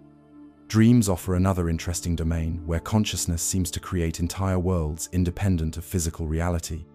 In a vivid dream, we experience environments, people, and events that feel completely real while we're in them. Only upon waking do we realize they were mental constructs. Some traditions, like Tibetan dream yoga, suggest that becoming lucid in dreams, aware that you're dreaming while still in the dream state, can be a training ground for recognizing the constructed nature of waking reality as well. The practitioner learns to navigate and even manipulate the dream environment, developing skills that might transfer to other states of consciousness. Could advanced forms of lucidity extend beyond dreams into other domains of consciousness? Might we develop the ability to remain aware during states that normally eclipse our self-consciousness, accessing other dimensions of reality while maintaining enough continuity of identity to remember and integrate the experience? The phenomenon of near-death experiences, NDEs, presents yet another intriguing case. People who come close to death often report remarkably similar experiences, moving through a tunnel toward light, encountering deceased loved ones or spiritual figures, reviewing their life events, and experiencing a profound sense of peace and understanding. Many describe the experience as more real than ordinary reality, not less. Skeptics attribute NDEs to the brain's response to oxygen deprivation or the release of endogenous chemicals during the dying process. But some researchers, like cardiologist Pim van Lommel and neurosurgeon Eben Alexander, argue that certain NDE cases involve veridical perceptions that occurred when brain activity was minimal or absent, suggesting consciousness might continue when brain function has ceased. If consciousness can persist when the brain is inactive, might it also exist independently of the body? Could death itself be the ultimate escape from the universe as we know it, a transition to another mode of existence rather than an endpoint? This brings us to perhaps the most profound question about consciousness and reality. What is the relationship between the observer and the observed? Quantum mechanics, with its measurement problem and observer effects, suggests this relationship might be more complex than classical physics assumed. In the famous double-slit experiment, elementary particles behave differently depending on whether they're being measured or observed. When not observed, they behave like waves of probability, passing through both slits simultaneously. When observed, they behave like particles, going through just one slit or the other. Some interpretations of quantum mechanics give consciousness a special role in collapsing these probability waves into definite states. If this is the case, consciousness may be more deeply woven into the fabric of reality than we previously thought. It might not be just a product of physical processes, but something that helps determine how physical reality manifests. Physicist John Wheeler proposed what he called the participatory anthropic principle, suggesting that observers are necessary for the universe to exist as we know it. In his words, observers are necessary to bring the universe into being. This doesn't mean the physical universe didn't exist before conscious observers evolved, but rather that the past and the future may be linked in a more complex way than our linear notion of time suggests. If consciousness plays such a fundamental role in reality, perhaps escaping the universe is less about going somewhere else and more about shifting our relationship to the universe we're in. Maybe it's about recognizing that we're not just in the universe is also in us. This brings us back to the experiences reported by deep meditators and contemplatives across traditions. The dissolution of boundaries between self and world, the direct intuition of being one with all of existence, the sense of transcending space and time, these might not be illusions or merely subjective states, but glimpses of a deeper truth about reality. Perhaps we cannot escape the universe because, at the deepest level, we are the universe. Not just made of stardust in the poetic sense that our atoms were forged in stellar furnaces, but conscious manifestations of the universe itself. The cosmos, experiencing itself through billions of centers of consciousness, each with a unique perspective. If this is the case, then the question transforms. It's no longer about escaping the universe, but about awakening to what the universe truly is, including dimensions or aspects of reality normally invisible to our ordinary awareness. It's not about going somewhere else, but about seeing differently where we already are. This perspective doesn't invalidate the physical sciences or the quest for technological advancement. It simply suggests that alongside our outward exploration of the cosmos, we might also journey inward, developing the technologies of consciousness that contemplative traditions have refined over millennia. After all, if consciousness is fundamental to reality, then developing our capacity for consciousness might open doors that no physical technology could unlock. The path beyond our universe might not lie through wormholes or warp drives, but through the transformation of awareness itself. Having explored the theoretical possibilities of multiple universes, let's turn our attention to a more practical question. Could technology ever advance to the point where we might transcend the boundaries of our universe? Science fiction has long imagined fantastic machines that bend space and time, create portals between dimensions, or fold the fabric of reality itself. But does real physics allow for such possibilities, even in principle? We'll explore some of the most speculative yet scientifically grounded concepts for how advanced technology might someday enable cosmic escape. But be forewarned, we're entering territory where the boundary between cutting-edge theoretical physics and imaginative speculation becomes increasingly blurred. Let's begin with one of the most famous theoretical constructs in physics, the wormhole. First conceptualized by Ludwig Flamm in 1916, and later developed by Albert Einstein and Nathan Rosen in 1935. Wormholes are hypothetical tunnels through space-time that could connect distant regions of the universe, or perhaps even different universes altogether. Einstein and Rosen were studying black holes when they discovered that the mathematics of general relativity seemed to allow for a kind of bridge connecting two regions of space. This Einstein-Rosen bridge was initially thought to connect a black hole to a white hole, a theoretical time reverse of a black hole where matter and energy emerge rather than disappear. In their original form, these wormholes would collapse too quickly for anything to travel through them. But in 1988, physicists Kip Thorne and his colleagues showed that a wormhole might theoretically be kept open if lined with a form of matter having negative energy density, what physicists call exotic matter. What exactly is exotic matter? It's a substance with properties unlike anything we encounter in everyday life. Normal matter has positive energy density and positive pressure. Exotic matter would have negative energy density, effectively creating a repulsive gravitational field. It's similar in concept to the dark energy that appears to be accelerating the expansion of our universe, but far more extreme in its properties. Does exotic matter exist? Quantum field theory does suggest that certain quantum effects, such as the Casimir effect, can produce small regions of negative energy density between closely spaced conducting plates. However, the amount of negative energy is tiny, and it's constrained by various energy conditions that limit how negative the energy can be and for how long it can persist.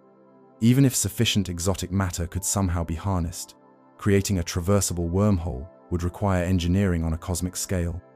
We would need to manipulate the fabric of space-time itself, essentially punching a hole through it and stabilizing the passage with exotic matter. The energy requirements would be astronomical, perhaps equivalent to the output of an entire star or more. If such wormholes could be created, they might allow for instantaneous travel between distant points in our universe. A journey that would take millions of years at the speed of light could be completed in moments. But could they also connect to other universes? Some theoretical models suggest that wormholes might potentially link to parallel universes in the multiverse. The mathematics of general relativity doesn't rule out this possibility.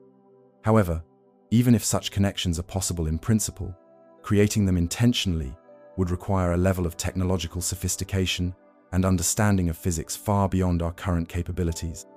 Another speculative technology is the Alcubierre drive, proposed by Mexican theoretical physicist Miguel Alcubierre in 1994.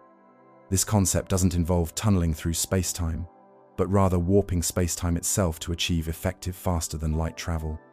The key insight behind the Alcubierre drive is that while nothing can travel faster than light through space-time itself can expand or contract without such limitations. We know this from cosmology. Distant galaxies appear to be moving away from us faster than light, not because they're breaking Einstein's cosmic speed limit, but because the space between us is expanding. Alcubierre's proposal involves creating a bubble of warped space-time around a spacecraft. Space would be compressed in front of the bubble and expanded behind it, effectively moving the bubble through space like a surfer riding a wave. The spacecraft inside the bubble would remain stationary relative to its local space-time, experiencing no acceleration, while the bubble itself could theoretically travel faster than light relative to distant objects. Like wormholes, the Alcubierre drive requires exotic matter with negative energy density to create the necessary space-time curvature, and the amounts required are staggering. Early calculations suggested that the negative energy equivalent to the mass of the entire visible universe would be needed. More recent refinements of the theory have reduced this to merely the mass of Jupiter converted entirely to negative energy, which remains far beyond our technological capabilities. Furthermore, there are serious questions about whether an Alcubierre drive could ever be practically controlled. How would you steer it? How would you stop it? How would you deal with the buildup of radiation and particles at the front of the warp bubble? The challenges seem insurmountable with physics as we understand it. But even if these obstacles could somehow be overcome, would an Alcubierre drive allow us to escape our universe? Not directly. The drive would still be operating within our universe, warping its space-time rather than exiting it. However, by enabling effective faster-than-light travel, it might allow us to reach regions of our universe that would otherwise be forever inaccessible due to cosmic expansion. The idea of faster-than-light travel naturally leads us to ask, what if we could exceed the speed of light more directly? Unfortunately, Einstein's special relativity seems to forbid this possibility. As an object with mass accelerates toward the speed of light, its energy increases without bound. Reaching the speed of light would require infinite energy, a physical impossibility. Some have speculated about particles called tachyons that might naturally travel faster than light. However, tachyons would have imaginary mass and would behave in ways that violate causality, potentially allowing for paradoxical effects like messages sent to the past. Most physicists consider tachyons to be mathematical curiosities rather than real possibilities, and decades of experiments have found no evidence for their existence. There's also the concept of quantum tunneling, a phenomenon where particles can pass through energy barriers that classical physics would deem impenetrable. On a quantum level, particles don't have definite positions, but exist as probability distributions. This allows them a small but non-zero chance of appearing on the other side of a barrier without passing through the intervening space. Could advanced technology exploit quantum tunneling to somehow tunnel objects or information out of our universe? Current understanding suggests this is unlikely. Quantum tunneling is a phenomenon that occurs within our universe, governed by its physical laws. It doesn't provide a mechanism for escaping those laws or the universe itself. What about the possibility of creating new universes? Some inflationary universe theories suggest that it might be theoretically possible to create a baby universe in a laboratory setting. The idea involves concentrating enough energy in a small enough region to trigger a localized inflation event, essentially creating a new expanding space-time bubble. The energy requirements would be enormous, likely requiring temperatures and densities comparable to the earliest moments after the Big Bang. And even if such conditions could be created, the baby universe would likely form its own space-time, disconnected from our own. We wouldn't be able to enter it or communicate with it after its creation. Perhaps we're thinking too conventionally. What if we could somehow harness the quantum nature of reality more fundamentally? Quantum mechanics describes the universe in terms of wave functions and probability distributions, rather than definite states. The many worlds interpretation suggests that all possibilities are realized in different branches of reality. Could sufficiently advanced technology allow us to navigate between these branches, effectively moving from one quantum universe to another. Current physics offers no mechanism for this kind of travel. The branches of the quantum multiverse aren't parallel dimensions in physical space that could be reached through any kind of conventional motion or energy expenditure. Some have suggested that consciousness might play a special role in quantum mechanics. The original Copenhagen interpretation proposed that observation causes wave function collapse, suggesting a unique relationship between consciousness and physical reality. If consciousness somehow transcends the physical, might it offer a path to other realms of existence? However, most modern interpretations of quantum mechanics don't assign any special role to consciousness. What appears as wave function collapse can be understood as decoherence, a physical process that occurs when quantum systems interact with their environment. Consciousness appears to be an emergent property of complex physical systems like our brains, not something that exists outside the physical universe. The energy demands of any technology that might bend, break, or transcend the laws of physics as we understand them would be truly astronomical. To manipulate space-time on the scales needed for wormholes or warp drives would require energy concentrations comparable to those found in neutron stars or black holes. Exotic matter, if it exists in sufficient quantities, would need to be manufactured or harvested through processes we can barely imagine. The engineering challenges would be at least as daunting as the theoretical ones. How do you build machines that can withstand and direct energies millions of times more powerful than our most advanced particle accelerators? Even if such technologies could be developed, they would pose enormous risks. Concentrating so much energy in small regions might create dangerous instabilities in space-time itself. Creating wormholes might introduce unpredictable connections to distant regions or even other universes, potentially allowing unknown threats to enter our reality. Faster-than-light travel raises the specter of causality violations, where effects could precede their causes, leading to paradoxes that might unravel the fabric of reality. The challenges seem insurmountable when viewed through the lens of current physics, but perhaps that's the limitation of our perspective. Throughout history, what seemed impossible in one era became commonplace in the next. Heavier-than-air flight, instant global communication, nuclear energy, quantum computing, these were all once considered fantasy or physical impossibility. The physics of today is almost certainly incomplete. We still haven't reconciled quantum mechanics with general relativity. We don't understand the nature of dark matter or dark energy. Our theories break down at the singularities of black holes and at the moment of the Big Bang. As our understanding deepens, new possibilities might emerge that we cannot currently foresee. Future discoveries might reveal loopholes in what we thought were inviolable laws. New understanding of the quantum vacuum, extra dimensions, or the fundamental nature of space-time could open doors that currently appear permanently closed. The universe might be stranger and more malleable than we can currently imagine. Yet, even with radical advances in our understanding, the prospect of physically escaping our universe remains one of the most challenging ideas to reconcile with known physics. The universe isn't just a place we happen to be in. It's the encompassing context of our existence, the framework within which reality as we know it operates. Perhaps the most reasonable approach is to maintain a balance between imagination and scientific rigor. We should continue exploring the theoretical boundaries of what might be possible, while acknowledging the enormous challenges posed by our current understanding of physics. The quest itself deepens our comprehension of the universe, even if the ultimate goal remains elusive. And maybe, just maybe, the true escape from our universe won't come through warping space-time or creating wormholes, but through a more profound transformation of consciousness itself. That's where our exploration will turn next, as we consider whether the mind might offer pathways that physical technology cannot. If we cannot escape our universe by finding its edge, perhaps we might escape by finding a doorway to another universe entirely. This brings us to one of the most speculative and fascinating frontiers of modern cosmology, the multiverse hypothesis. The word universe has traditionally meant everything that exists, the totality of reality. Under this definition, multiple universes would be a contradiction in terms. How can there be more than one everything?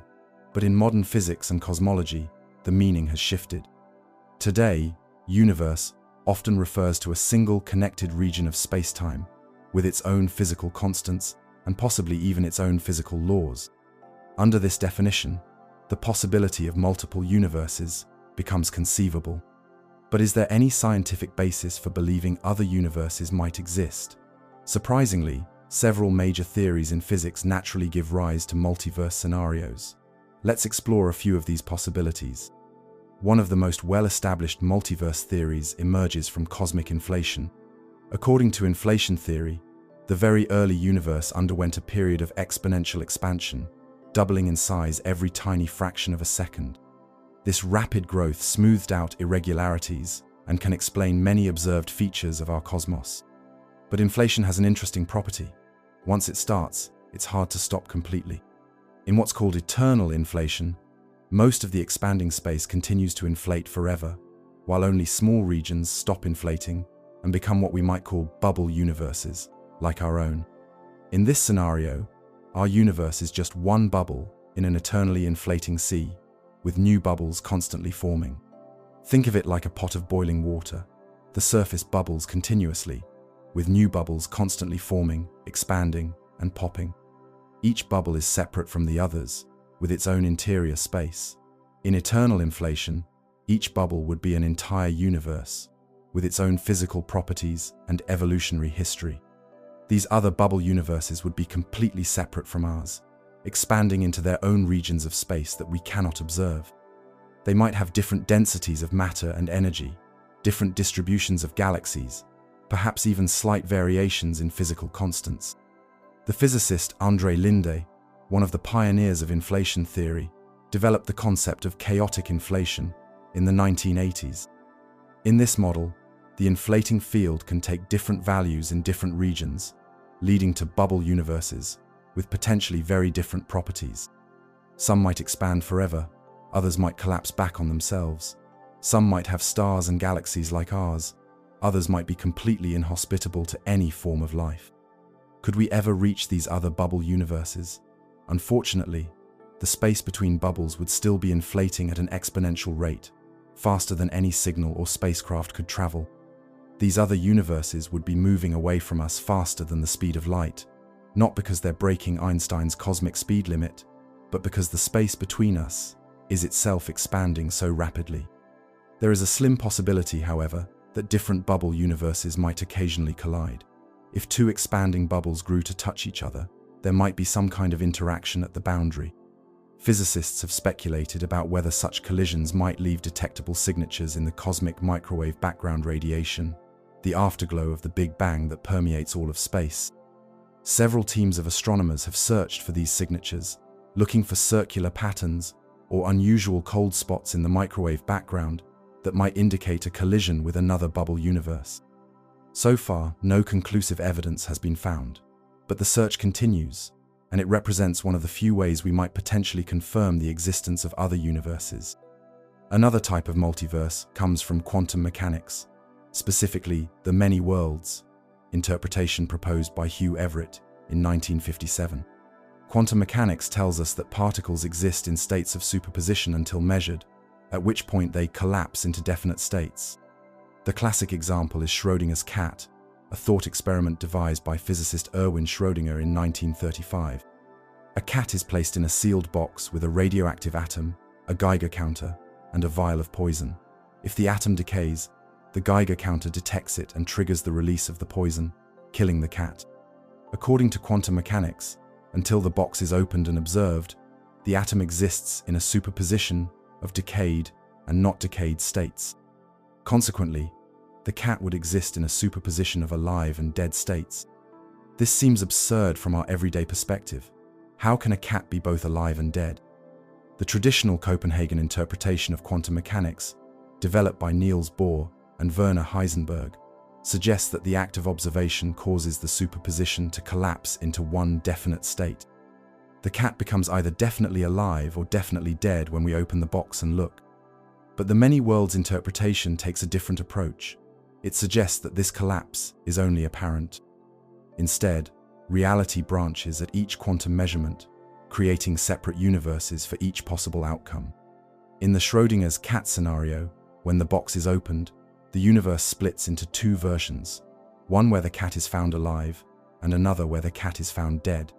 This interpretation resolves some of the philosophical puzzles of quantum mechanics, but at the cost of positing an almost unimaginably vast number of parallel universes. Each quantum event, from the decay of an atom to the spin of an electron, would spawn new branches of reality, and quantum events happen constantly, everywhere in the universe. In this view, when you decide whether to turn left or right at an intersection, the universe splits into two versions, one where you turned left and another where you turned right. When you choose what to eat for breakfast, which movie to watch, which career to pursue, each decision creates new branches, new parallel universes, where different versions of you made different choices. These branches aren't alternate timelines in the sense of science fiction stories, where the Nazis win World War II or dinosaurs never went extinct. They're much more numerous and much more mundane. Most would be nearly identical to our own, differing only in minute details. An electron in a slightly different position, a photon moving in a slightly different direction. Could we ever access these quantum parallel universes? Most physicists would say no. These branches don't exist in different regions of space, but rather in different configurations of the quantum wave function describing reality. We can't travel to them because they're not places to travel to in the conventional sense. However, some speculative theories in quantum computing suggest that it might be possible to perform computations that involve slight interactions between branches. Quantum computers operate by manipulating quantum bits, or qubits, that can exist in superpositions of states. Some interpretations suggest that quantum computers might be performing calculations by distributing the workload across multiple branches of the multiverse. But even if this were true, it wouldn't allow us to escape to another branch. At most, it would allow very limited information exchange. We couldn't visit these other universes or communicate with our counterparts in them. A third multiverse concept comes from string theory, which attempts to reconcile quantum mechanics with general relativity. String theory requires extra spatial dimensions beyond the three we experience.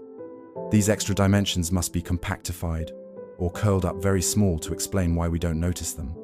The mathematics of string theory reveals an enormous number of possible ways to compactify these extra dimensions, perhaps 10 to the power of 500 different configurations.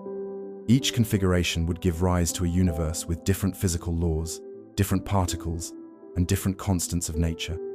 To put that number in perspective, the number of atoms in the observable universe is estimated to be around 10 to the power of 80. The number of possible string theory configurations is so much larger that it's effectively infinite for practical purposes. Some string theorists propose that all of these possibilities are realized in different universes within a vast landscape of possible universes. Ours is just one region, with the particular configuration that allows atoms, stars, planets, and life to exist. This concept has important implications for one of the great puzzles of modern physics, why the fundamental constants of nature seem to be fine-tuned for the existence of life. The strength of gravity, the masses of fundamental particles, the binding energy of atomic nuclei, all seem to be set just right to allow for complex chemistry and stable structures. If any of these constants were slightly different, stars wouldn't shine, atoms wouldn't form, or matter would instantly collapse into black holes. The odds against this precise tuning happening by chance seem astronomical. But in a string theory landscape with infinitely many universes, each with different physical laws, it's no longer surprising that at least one universe would have constants compatible with life. We naturally find ourselves in such a universe because we couldn't exist in any of the others, an idea known as the anthropic principle. Then there's the concept of brane worlds from M-theory, an extension of string theory. In this picture, our universe exists on a three-dimensional brane, short for membrane, floating in a higher dimensional bulk space. Other branes might exist in the same higher dimensional space, essentially parallel universes that could be separated from us by just a tiny distance in an extra dimension we can't perceive. These brane worlds might occasionally interact. Some speculative theories suggest that when branes collide, the enormous energy released could manifest as a Big Bang, creating a new universe.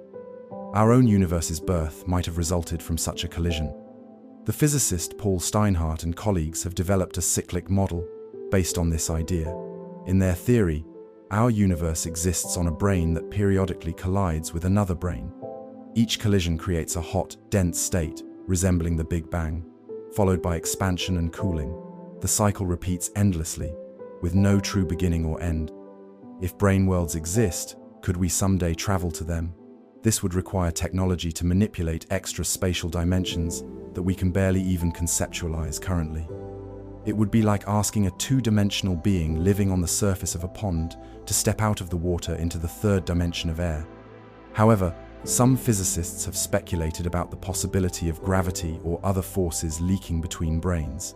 If this happens, it might eventually provide evidence for the existence of parallel brain worlds. Experiments at particle accelerators like the Large Hadron Collider have searched for signs of extra dimensions and parallel brains, so far without success.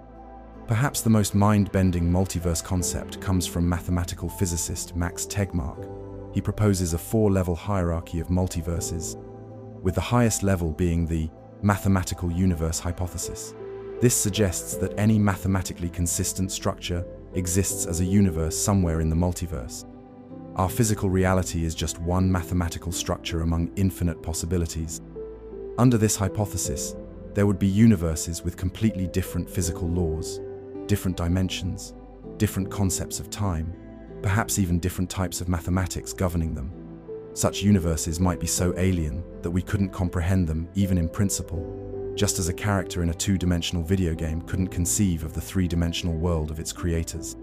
Tegmark's hypothesis is more philosophical than physical, since it makes few, if any, testable predictions.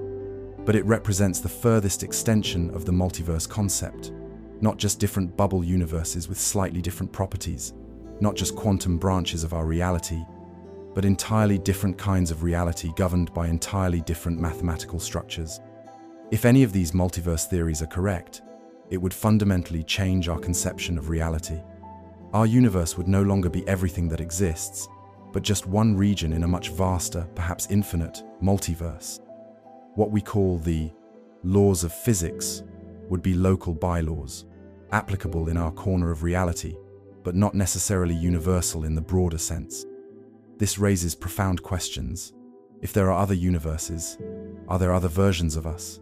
Do parallel Earths orbit parallel suns in parallel galaxies? Do our counterparts in other universes wonder about us as we wonder about them? Some multiverse theories, particularly the many worlds interpretation of quantum mechanics, suggest that the answer is yes. There would be universes where history unfolded slightly differently, where you made different choices, where civilizations rose and fell along different paths. Others, like the string theory landscape, suggest that most universes would be radically different from ours, with different fundamental particles and forces. In such universes, nothing resembling human life could exist. They might be barren voids, or filled with exotic forms of matter, behaving according to physical laws we can't imagine. The multiverse concept also has profound implications for our understanding of our place in reality. Traditionally, many have seen the apparent fine-tuning of our universe as evidence of design or purpose. If the constants of nature are precisely calibrated to allow for life, perhaps that reflects the intention of a cosmic designer. But the multiverse provides a naturalistic explanation. In a vast enough multiverse, encompassing universes with every possible combination of properties, the existence of life-friendly universes requires no special explanation. We find ourselves in such a universe not because it was designed for us, but because it's the only kind of universe where beings like us could evolve to ask the question. This doesn't disprove the existence of a designer, but it does show that the fine-tuning of our universe doesn't necessarily require one. The anthropic principle, combined with the multiverse, could explain our apparently special cosmic home. Of course, all of these multiverse theories remain speculative. We have no direct evidence for the existence of other universes. Indeed, it's not clear what such evidence would even look like, since by definition, other universes are separate from ours and generally inaccessible. Some critics argue that multiverse theories are unscientific for precisely this reason. If we can't observe or test for the existence of other universes, how can they be part of science? Isn't this more metaphysics than physics? Proponents respond that multiverse theories aren't proposed arbitrarily, but emerge naturally from our best theoretical frameworks. If quantum mechanics in the many worlds interpretation, or eternal inflation, or string theory turn out to be correct for reasons we can test, then the multiverse would come along as a prediction of these theories. The analogy is sometimes made to the far side of the moon. For most of human history, we couldn't observe the far side directly, but we could infer its existence from the parts of the moon we could see, from our understanding of celestial bodies, and from the laws of gravity. The far side wasn't a separate, untestable theory, but a natural consequence of theories that were testable in other ways. Similarly, proponents argue the multiverse isn't a separate hypothesis, but a consequence of theoretical frameworks that can be tested through other predictions. If those frameworks continue to be supported by evidence, then their multiverse implications gain credibility as well. For now, the existence of a multiverse remains an open question, but the very fact that serious scientists consider it a possibility shows how far our cosmological understanding has evolved. From a universe centered on Earth, to a universe centered on our Sun, to a universe of countless galaxies, and now perhaps to a multiverse of countless universes, our cosmic perspective continues to expand. And if other universes do exist, might they offer an escape route from our own? Could we someday find ways to bridge the gap between universes, to open doorways to other realities? The theoretical obstacles seem enormous, perhaps insurmountable, but the history of science is full of achievements once thought impossible. In the next chapter, we'll explore potential technological pathways that might, in the most speculative sense, offer possibilities for transcending the boundaries of our universe. When we think about escaping something, we typically imagine crossing some kind of boundary or edge. To escape a room, you pass through a door. To escape Earth, you travel beyond its atmosphere. But does the universe have an edge that we could cross to escape it? This question has fascinated humanity for centuries. Ancient cultures often imagined the cosmos as having definite boundaries. Norse mythology described the world as encircled by a vast ocean where the great serpent Jormungandr dwelled. Medieval European maps sometimes showed the edge of the world with inscriptions warning, "Here be dragons." Many believed that sailing too far would lead to literally falling off the edge of the world. We now know that Earth is a sphere and has no edge that one might fall from. But might the universe itself have an edge? A cosmic shoreline where space simply stops? Modern cosmology suggests that the answer is no, but to understand why, we need to explore the shape or geometry of the universe. Albert Einstein's general theory of relativity, published in 1915, revolutionized our understanding of space and time. Instead of being fixed and immutable, space itself could bend and curve in the presence of matter and energy.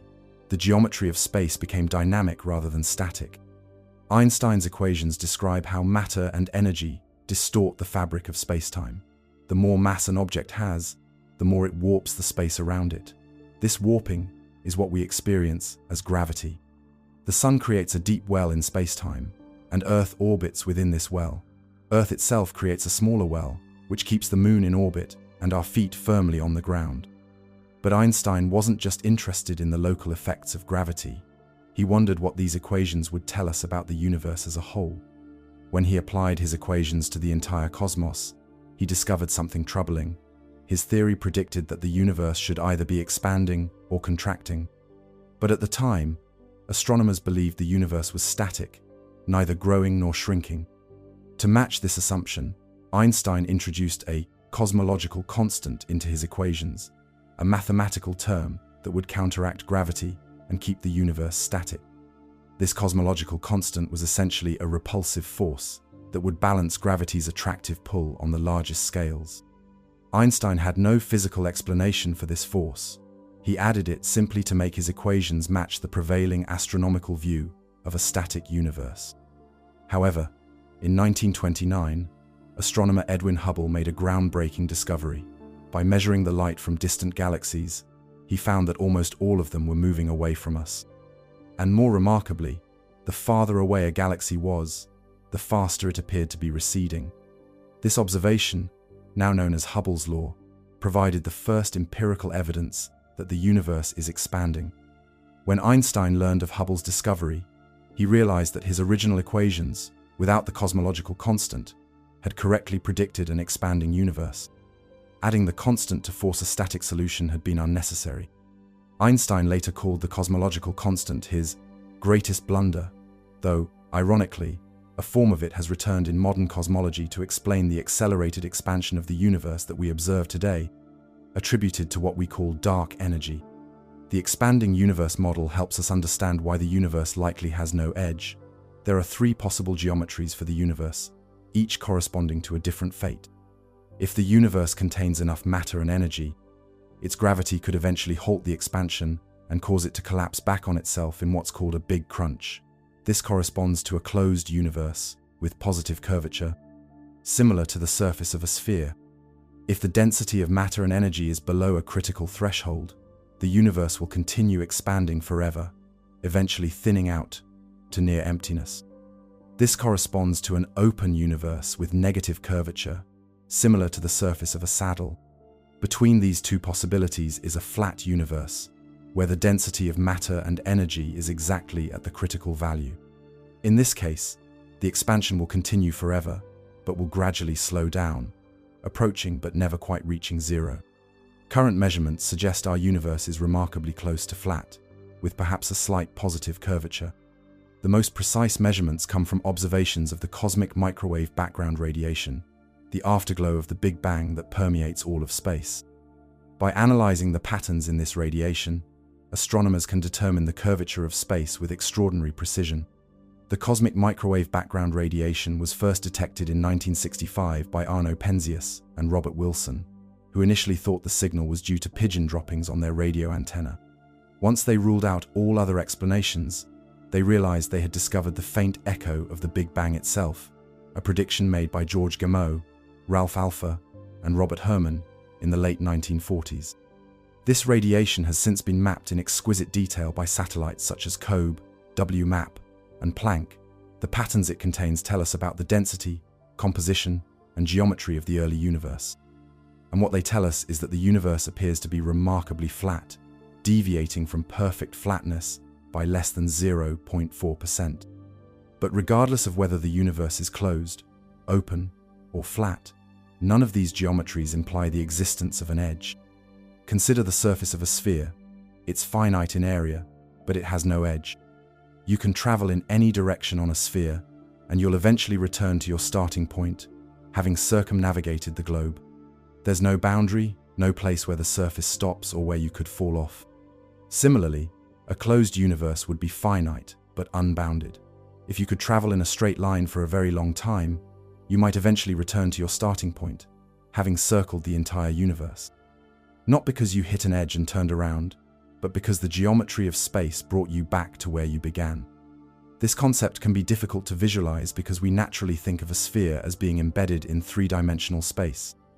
We see it from the outside, with a clear boundary between the surface of the sphere and the surrounding space, but a closed universe isn't embedded in some higher dimensional space that we could observe from outside. The curvature is intrinsic to the geometry of space itself. Think of it this way: if you were a two-dimensional creature living on the surface of a sphere, you wouldn't perceive your world as curved. You would experience it as flat in your immediate vicinity, just as we perceive Earth as flat in our day-to-day lives, despite knowing it's a sphere. The curvature would only become apparent through large-scale measurements, like observing that triangles drawn on your world wouldn't add up to 180 degrees, or that if you traveled far enough in a straight line, you'd end up back where you started. For us three-dimensional beings, the curvature of our universe would similarly only be detectable through large-scale measurements. We can't see the curvature directly because we're embedded within the space itself, not observing it from some higher dimensional vantage point. Even if the universe is flat or open, and therefore infinite in extent, it still wouldn't have an edge. An infinite plane extends forever in all directions without boundary. You could travel forever and never reach a place where space ends. The concept of the universe having an edge creates logical problems. If there were an edge to the universe, what would lie beyond it? Not more space, because by definition, all of space is part of the universe. Not nothing, because nothing isn't a place or a thing that can exist beyond something else. The very notion becomes contradictory. When we try to imagine an edge to the universe, we're unconsciously thinking of the universe as a finite object sitting within some larger context, like a balloon floating in a room or an island in an ocean. But the universe isn't like that. It's not a thing within a larger space. It is space itself, along with everything contained within it. This doesn't mean we can't imagine boundaries within the universe. The observable universe, as we discussed earlier, has a boundary defined by the cosmic horizon, the limit of what we can see from Earth. But this isn't an edge of space itself, just the limit of our observability from our particular vantage point. If you were to somehow travel to what appears to be the edge of our observable universe, you wouldn't hit a wall or fall off a cliff. You'd simply find more universe, more galaxies, more space extending before you. And from your new vantage point, you'd see a different cosmic horizon, a different observable universe centered on your new location. Some theories suggest that the early universe underwent a period of exponential expansion called cosmic inflation. If true, regions that were once in causal contact with each other may have been stretched far beyond our observable horizon. In these models, what we can see might be just a tiny patch of a much, much larger universe, or even an infinite one. The theory of cosmic inflation was first proposed by physicist Alan Guth in 1980 to solve several problems with the standard Big Bang model. One issue was the horizon problem. Why does the universe look so uniform in opposite directions when those regions shouldn't have been able to interact and equalize their temperatures? Inflation provides an answer. These regions were in contact before inflation stretched them far apart. If inflation is correct, and many lines of evidence suggest it is, then the observable universe is just a minuscule fraction of the entire universe. Beyond our cosmic horizon lies more space, more galaxies, more matter, and energy structured similarly to what we can see. The entire universe could be vastly larger than the part we can observe, perhaps even infinite. If the universe is truly infinite, then the question of escaping it becomes meaningless. You can't get outside of infinity. There's always more universe in every direction. Even if the universe is finite but unbounded, like the surface of a hypersphere, there's still no outside to escape to. Just as a two-dimensional creature living on the surface of a sphere couldn't exit the surface without entering a third dimension, we three-dimensional beings couldn't exit our universe without access to some higher dimension. Some theoretical physicists speculate about extra dimensions beyond the three spatial dimensions we experience. String theory, for instance, proposes that there might be 6 or 7 additional spatial dimensions, curled up so tightly that we don't notice them in everyday life. Could these extra dimensions provide an escape route from our universe? Not exactly. These hypothetical extra dimensions would still be part of our universe, just aspects of it that we don't readily perceive. They wouldn't constitute an outside to escape to, but rather would make the inside more complex than we had thought. The idea of curled-up dimensions can be understood through a simple analogy. Imagine an ant walking along a garden hose. From far away, the hose looks like a one-dimensional line. But the ant experiences 2 dimensions. It can walk along the length of the hose, but also around its circumference. The circular dimension is too small for us to notice from a distance, but it's there for the ant to explore. Similarly, string theory suggests that what appear to be point particles in our experience might actually be tiny loops or strings vibrating in extra dimensions too small for our instruments to detect. These extra dimensions aren't separate from our universe. They're just aspects of its structure that our everyday experience doesn't reveal. Perhaps the idea of escaping the universe is based on a fundamental misunderstanding. We tend to think of the universe as a container, a thing that holds other things, including us. But what if the universe isn't a container, but rather the totality of what exists? There would be nothing outside it, because outside would be a place, and all places are, by definition, part of the universe. Imagine a fish that has spent its entire life in the ocean. It might wonder what lies beyond the ocean, imagining some other medium in which to swim. But for a fish, there is no beyond. Its entire existence is aquatic. Similarly, our entire existence is within the fabric of space-time that constitutes our universe. We can't exit space-time any more than a fish can exit water and still remain a fish. This brings us to a profound philosophical question. What would it even mean to escape the universe? If we define the universe as everything that exists, then by definition, there's nowhere outside it to escape to. Any place we could go, any realm we could reach, would automatically be part of the universe by virtue of being accessible to us. Some philosophers and theologians have proposed the existence of realms outside the physical universe. Heaven, hell, nirvana, the spirit world. These concepts appear in various religious and spiritual traditions, but these are matters of faith, not scientific inquiry. Science can only investigate what can be observed and measured, what can be subjected to empirical testing and verification. From a scientific perspective, the idea of an outside to the universe may be fundamentally incoherent. It's like asking what's north of the North Pole. The question assumes a framework that doesn't apply. At the North Pole, all directions are south. There is no north of the North Pole. Similarly, there may be no outside the universe, not because we're trapped within some cosmic boundary, but because the concept of outside doesn't apply to the totality of existence. This doesn't mean that our understanding of the universe is complete or final. Far from it. The history of cosmology is one of continually expanding horizons, of discovering that what we thought was everything is actually just a small part of a much larger whole. Ancient peoples thought their local region was the entire world. Early astronomers thought the solar system was the entire universe. 19th century scientists thought the Milky Way was the entire universe. Each expansion of our cosmic understanding has revealed how limited our previous conception was. Perhaps future discoveries will similarly transform our understanding of what the universe is. Maybe what we now call the universe will turn out to be just one bubble in a vast multiverse. Maybe the fundamental nature of reality is something we haven't yet begun to comprehend. But even if that's the case, it wouldn't mean we had escaped the universe. It would simply mean that our definition of the universe had been too narrow. The universe, properly understood, would still encompass everything that exists, including whatever new realms or dimensions we might discover. So the answer to whether there are edges to the universe that we could cross appears to be no. The universe may be curved or flat, finite or infinite, but it doesn't have boundaries or edges in the conventional sense. You can travel forever and never find a wall marking the end of space. What lies beyond?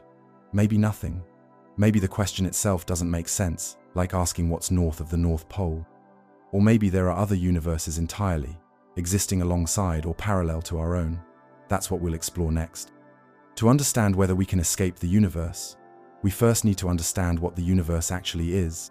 The word itself comes from the Latin universum, meaning turned into one or the whole. At its most basic, the universe is everything. All matter, all energy, all space and time, everything that exists, has existed, or will exist. But this simple definition quickly becomes complex when we start to examine it more carefully. What do we mean by everything? Where are the boundaries?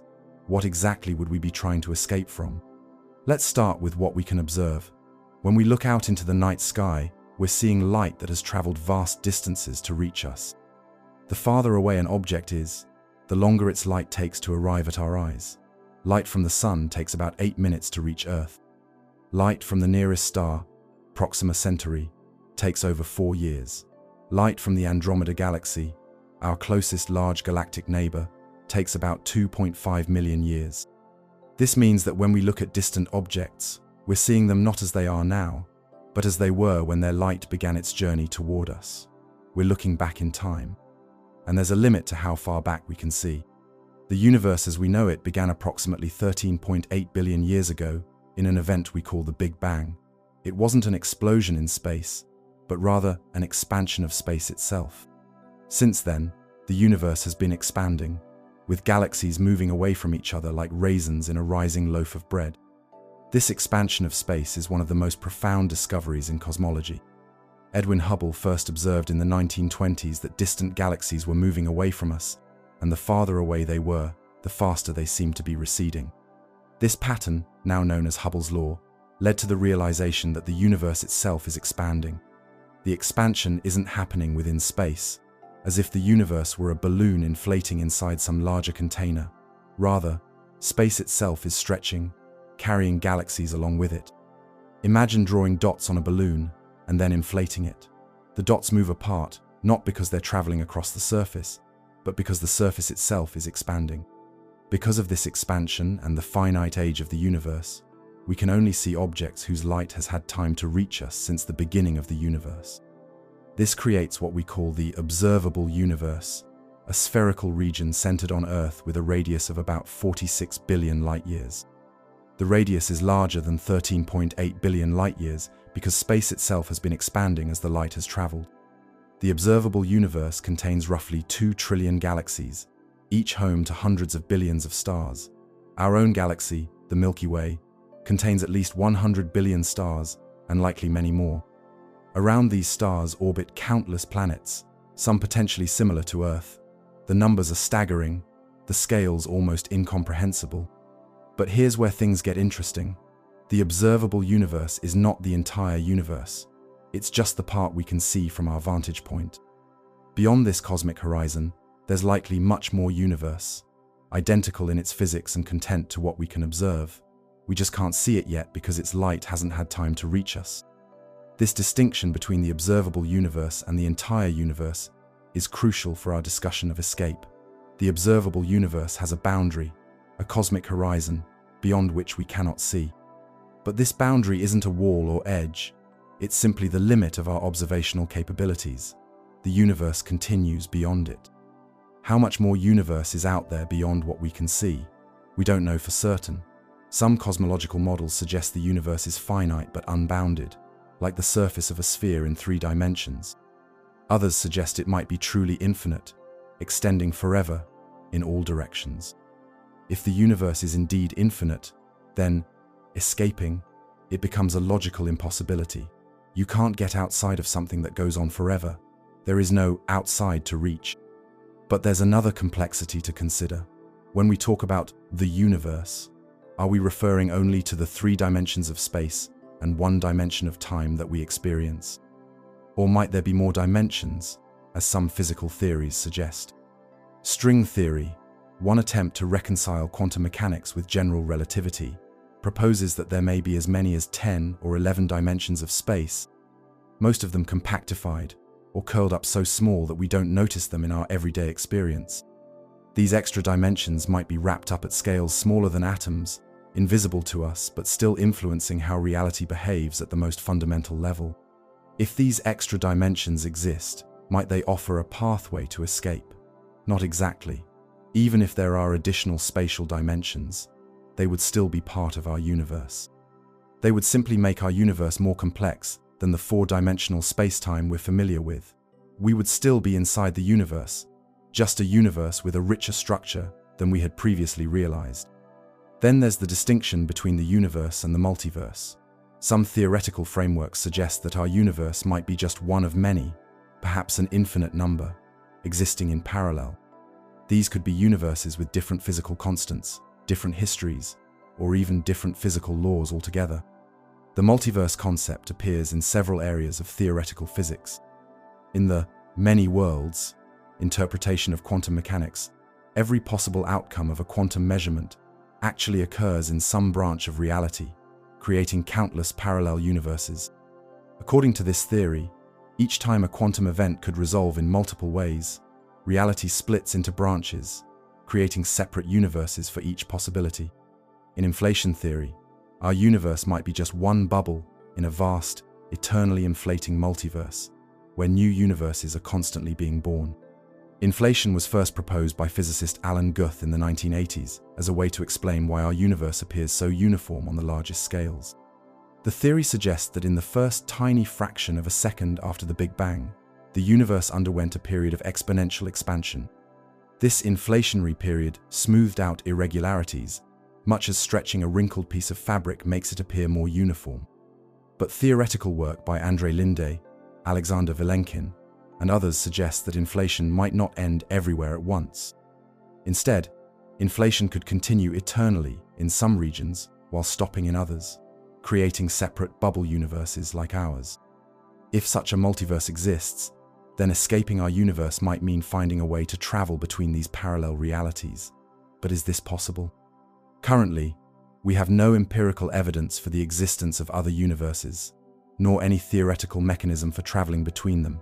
The multiverse remains an intriguing but speculative idea. Another important distinction is between the physical universe and the mathematical universe. The physicist Max Tegmark has proposed that reality is ultimately mathematical in nature, that physical existence is equivalent to mathematical existence. Under this view, our universe is just one mathematical structure among many possible ones.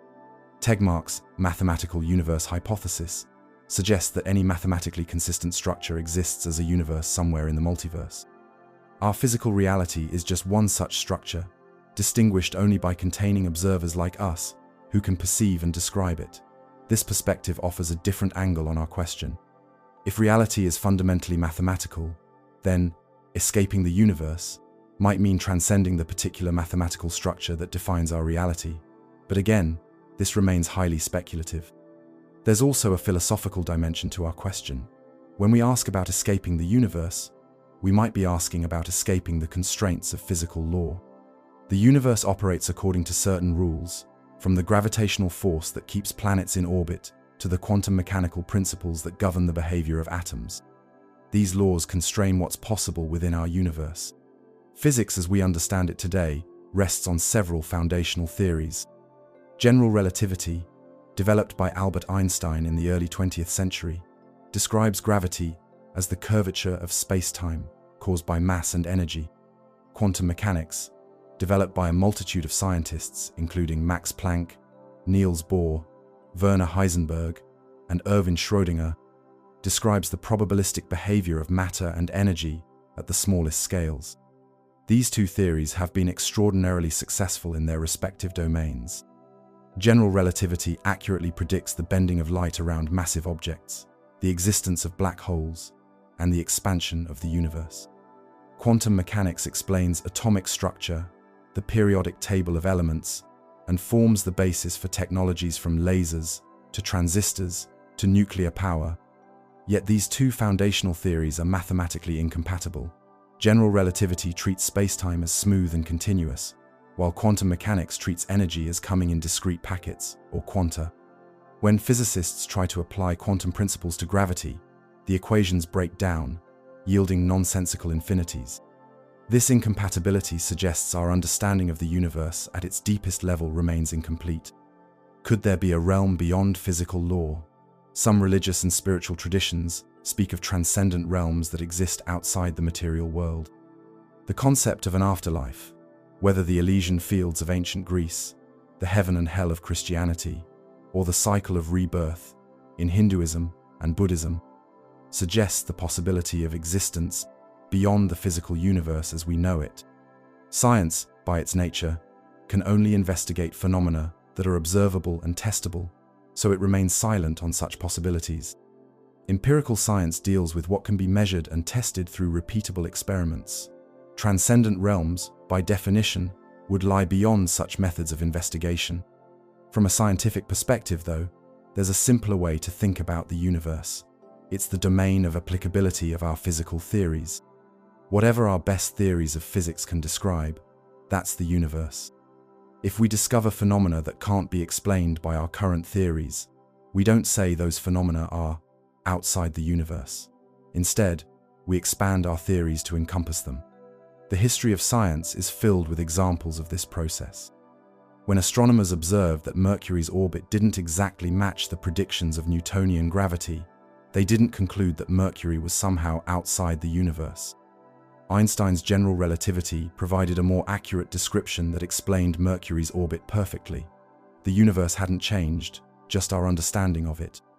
Similarly, when experiments in the late 19th century revealed strange behaviors of light that couldn't be explained by classical physics, scientists didn't decide that light was supernatural or extra-universal. Instead, quantum theory emerged to provide a new framework that could account for these observations. So, in a sense, the universe is not so much a place as a concept, a way of organizing our understanding of existence. It's everything that can be observed, measured, and understood using the tools of science. If there is anything beyond that, something truly outside the universe, then by definition it would be beyond our ability to investigate scientifically. This brings us to an important realization. You can't escape the map if the map is everything. If the universe is, by definition, the totality of existence, then there's nowhere to escape to, because any destination would already be part of the universe. Perhaps the more meaningful question isn't whether we can escape the universe, but whether there are aspects of the universe we haven't yet discovered, regions we haven't explored. dimensions we haven't perceived, physical laws we haven't understood. In that sense, our quest to escape the universe might really be a quest to expand our understanding of what the universe is, to push at the boundaries of our knowledge and perception, rather than to literally step outside of all that exists. Consider how our conception of the universe has evolved over time. Ancient cultures conceived of the cosmos as a relatively small domain, with Earth at the center, surrounded by celestial spheres carrying the moon, sun, planets, and stars. Beyond that was often imagined to be the realm of the gods, or some form of absolute nothingness. With the Copernican revolution, we realized that Earth orbits the sun, not vice versa. With the development of powerful telescopes, we discovered that the stars are distant suns, that our solar system is just one of many. In the early 20th century, we learned that many of the fuzzy patches of light in the night sky are actually entire galaxies, vast collections of stars like our Milky Way. Each advancement in our understanding expanded our concept of the universe. What was once thought to be the entire cosmos, the celestial spheres surrounding Earth, turned out to be just a tiny corner of a much vaster reality. Perhaps what we now conceive of as the entire universe will someday be revealed as just a portion of something even grander. With this understanding of what the universe is, and what it means to escape it, let's turn to the question of whether the universe has edges that we might somehow cross. Our story of escape begins with our ancient ancestors, gazing up at birds soaring freely through the air. For most of human history, we were bound to the earth by gravity, a force so commonplace we hardly noticed it until we dreamed of defying it. Those early humans watched eagles and falcons ride invisible currents high above, and they wondered, they imagined, they yearned to join them in the open sky. This desire to break free from earthly constraints is etched into our oldest myths. Icarus and his father crafting wings of feather and wax, the flying chariots of Hindu deities, the magical carpets of Arabian tales. Throughout time and across cultures, we've imagined ways to escape the ground that holds us. And remarkably, we did it. First through hot air balloons in 1783, when the Montgolfier brothers sent a duck, a rooster, and a sheep floating above the French countryside. The animals returned safely, proving that perhaps the heavens weren't forbidden to earthly creatures after all. Soon after, humans followed. For the first time in our species' history, we escaped, however briefly, the clutches of gravity. Those early balloonists must have felt a profound sense of liberation as they drifted above the landscape. Jean-François Pilatre de Rosiers and the Marquis d'Arlandes, who made the first untethered human flight in November 1783, described the experience as transformative. They saw the world from a vantage point no human had ever experienced before. The earth below them was not an immovable foundation, but a landscape in miniature, a place they had temporarily left behind. But these early balloons were still tethered to Earth's atmosphere, carried along by its winds. True escape would require something more powerful, something that could tear free from our planet's gravitational embrace entirely. The dream of space travel is surprisingly ancient. The 2nd century Syrian satirist Lucian of Samosata wrote True History, which included a fantastical journey to the moon. The inhabitants there were engaged in a war with the people of the sun, riding on giant, three-headed vultures. It was fiction, of course, but it showed that even 2,000 years ago, humans imagined that other worlds might be reached somehow. By the 17th century, when Johannes Kepler and Galileo Galilei were revealing the planets as actual worlds rather than wandering lights in the sky, the dream became more concrete. Cyrano de Bergerac wrote of fictional journeys to the moon, using bottles of dew that would be drawn upward by the sun.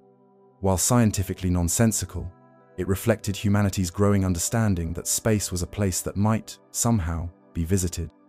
The answer came in the form of rockets. Ancient Chinese inventors had created simple rockets centuries earlier for military and ceremonial purposes, using gunpowder to propel bamboo tubes skyward. By the 1300s, such rockets were common in warfare throughout Asia and parts of Europe.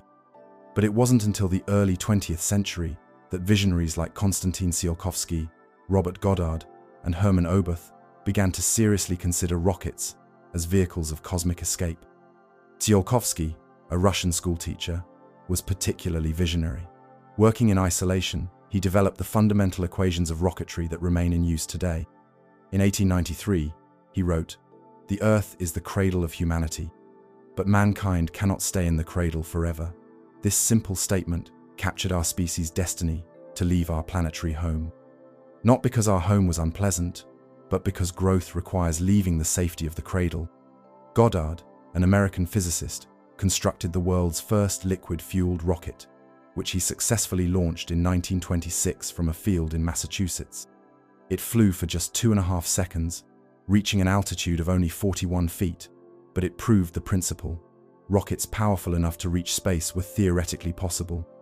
Oberth, a Romanian-German physicist, published The Rocket into Planetary Space in 1923, which detailed how rockets could operate in a vacuum and potentially reach other worlds.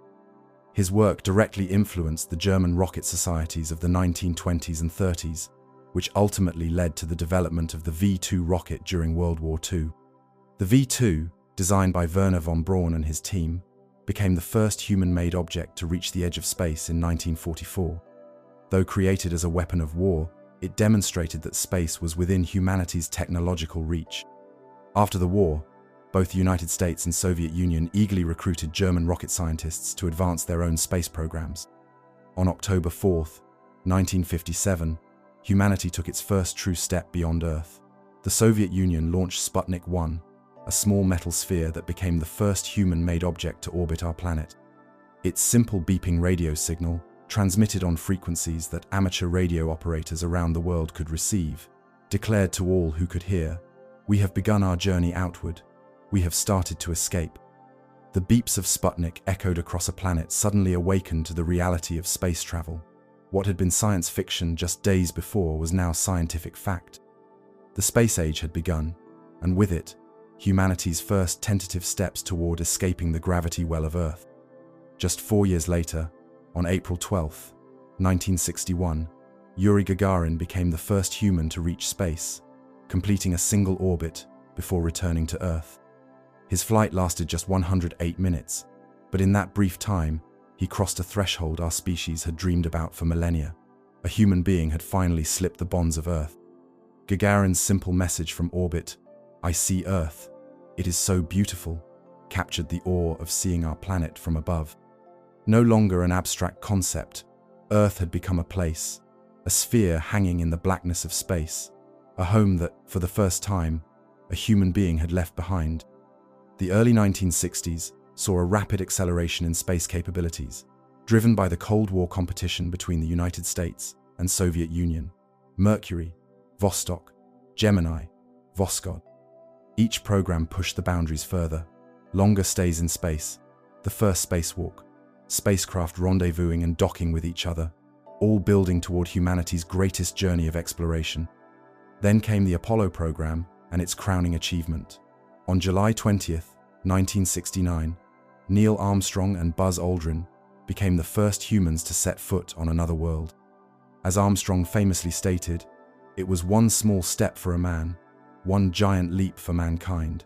We had escaped not just Earth's atmosphere, but its gravitational dominion, reaching our closest celestial neighbor. The moon landings represented something profound. We had touched another world. Humans had left footprints in alien dust. But even as we celebrated this monumental achievement, we recognized it as just the beginning. The moon orbits Earth, still bound to our planet's gravity. It was a remarkable first step, but only that. A first step. In the decades that followed, we continued to expand our presence in space. Skylab, Salyut, and Mir taught us how to live and work in orbit for extended periods. The space shuttle made access to space routine, if not quite economical. The International Space Station has maintained a continuous human presence in space since 2000, a small outpost of humanity beyond Earth's atmosphere. At the same time, our robotic explorers have ventured much farther. Since then, we've sent robotic emissaries to every planet in our solar system. Machines of our creation have touched down on Venus, Mars, Saturn's moon Titan, and even a distant comet. Our electronic eyes have gazed at the swirling clouds of Jupiter, the magnificent rings of Saturn, the blue methane skies of Uranus, and the deep azure of Neptune. The Venera spacecraft endured the hellish conditions of Venus, with temperatures hot enough to melt lead and atmospheric pressure comparable to being a kilometer deep in Earth's oceans. They sent back the first images from the surface of another planet, revealing a barren, rocky landscape under an oppressive orange sky. Multiple landers and rovers have explored Mars, from Viking in the 1970s to Perseverance today. They've revealed a world that once had flowing water, perhaps even oceans, now transformed into a cold desert. Yet beneath that barren surface, the possibility of microbial life, past or present, remains an open and tantalizing question. The Huygens probe descended through the thick atmosphere of Titan in 2005, landing on a shoreline of liquid methane. In that alien environment, with temperatures of -180 degrees Celsius, water behaves like rock, and hydrocarbons take the place of water in lakes and rain. The Rosetta mission's Philae lander touched down on comet Churyumov-Gerasimenko in 2014, giving us our first direct contact with one of these ancient wanderers of the solar system. Comets, composed of ice and dust left over from the formation of the solar system, are time capsules from the earliest days of our cosmic neighborhood. Yet our machines have gone further still. In 1977, NASA launched two remarkable spacecraft, Voyager 1 and Voyager 2. These twin explorers toured the outer planets, sending back stunning images and invaluable data. They revealed the complex cloud patterns of Jupiter, the intricate structure of Saturn's rings, and the strange sideways rotation of Uranus.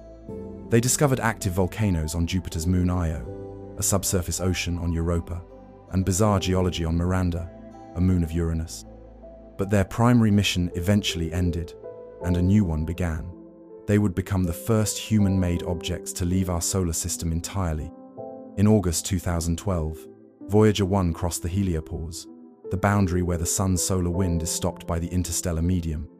It had entered interstellar space, becoming the first human creation to escape the immediate family of our sun.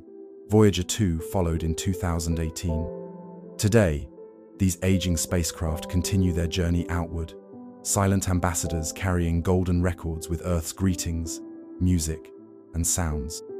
They are more than 45 years old now, their power supplies fading, but still faithfully sending data across the vast gulf of space. The golden records they carry, conceived by a team led by Carl Sagan, are time capsules of Earth. They contain greetings in 55 languages, music from around the world, sounds from nature and human civilization, and 115 images encoded in analog form. They are messages to anyone or anything that might find these spacecraft in the distant future, long after their power has died and their signals have ceased. Even these intrepid travelers remain bound to our galaxy, however. They are escaping our solar system, yes, but at their current speed of about 17 kilometers per second, they would need more than 70,000 years to reach even the nearest star, Proxima Centauri. And to leave our galaxy, millions upon millions of years, far longer than human civilization has existed. We've escaped Earth. We've escaped Earth's atmosphere. We've escaped Earth's orbit. We've even begun to escape our solar system. But the Milky Way galaxy, with its hundreds of billions of stars spread across 100,000 light-years of space, remains our cosmic neighborhood, our larger home. We haven't escaped it yet, though we've begun to dream of how we might. Some scientists envision vast generation ships carrying thousands of people on centuries-long voyages to nearby stars. These would be essentially mobile worlds, with self-sustaining ecosystems and societies that would evolve over the course of the journey. Children would be born, live full lives, and die without ever seeing either the world of departure or the destination. Their great-great-grandchildren might be the ones to finally arrive. Others imagine sleeper ships where passengers hibernate during the journey, or embryo ships carrying the genetic material to seed new worlds. These approaches would reduce the resources needed for the journey, but would require sophisticated automated systems to maintain the ship and, in the case of embryo ships, to raise the first generation of colonists upon arrival. Still, others propose breakthrough propulsion methods, solar sails pushed by powerful lasers from the home system, fusion rockets using the same energy source that powers the stars, antimatter engines harnessing the most energy-dense fuel theoretically possible. Remarkably, these ideas aren't just science fiction fantasies. Organizations like Breakthrough Starshot are actively developing technologies to send tiny probes to nearby stars at 20% the speed of light, propelled by powerful ground-based lasers. If successful, These miniature spacecraft could reach our stellar neighbors within decades, not millennia. With each boundary we cross, we expand our understanding of what's possible, from the ground to the sky, from the sky to orbit, from orbit to the moon, from the moon to the planets, from the planets to interstellar space. Each frontier conquered has revealed new horizons beyond. But as we contemplate escaping our galaxy, we begin to bump against limitations far more challenging than mere distance. The timescales become vast, the energy requirements grow enormous, and the very laws of physics seem to conspire to keep us bound to our cosmic home. The speed of light, about 300,000 kilometers per second, appears to be an absolute cosmic speed limit. According to Einstein's theory of relativity, accelerating any object with mass to the speed of light would require infinite energy, an impossibility. Even approaching close to light speed would demand energy sources far beyond our current technological capabilities. Interstellar distances are so vast that they're difficult to comprehend. The nearest star to our Sun, Proxima Centauri, is about 4.2 light-years away. That means light, traveling at its tremendous speed, takes over 4 years to make the journey. The fastest spacecraft we've built so far, New Horizons, would take about 78,000 years to reach it. And that's just the nearest star. Our galaxy is 100,000 light-years across. The neighboring Andromeda Galaxy is 2.5 million light-years away. The observable universe extends billions of light-years in all directions. The scales are staggering, the distances almost incomprehensible. Which brings us back to our central question. If escaping Earth was challenging but achievable, if escaping the solar system is difficult but possible, what about escaping the universe itself?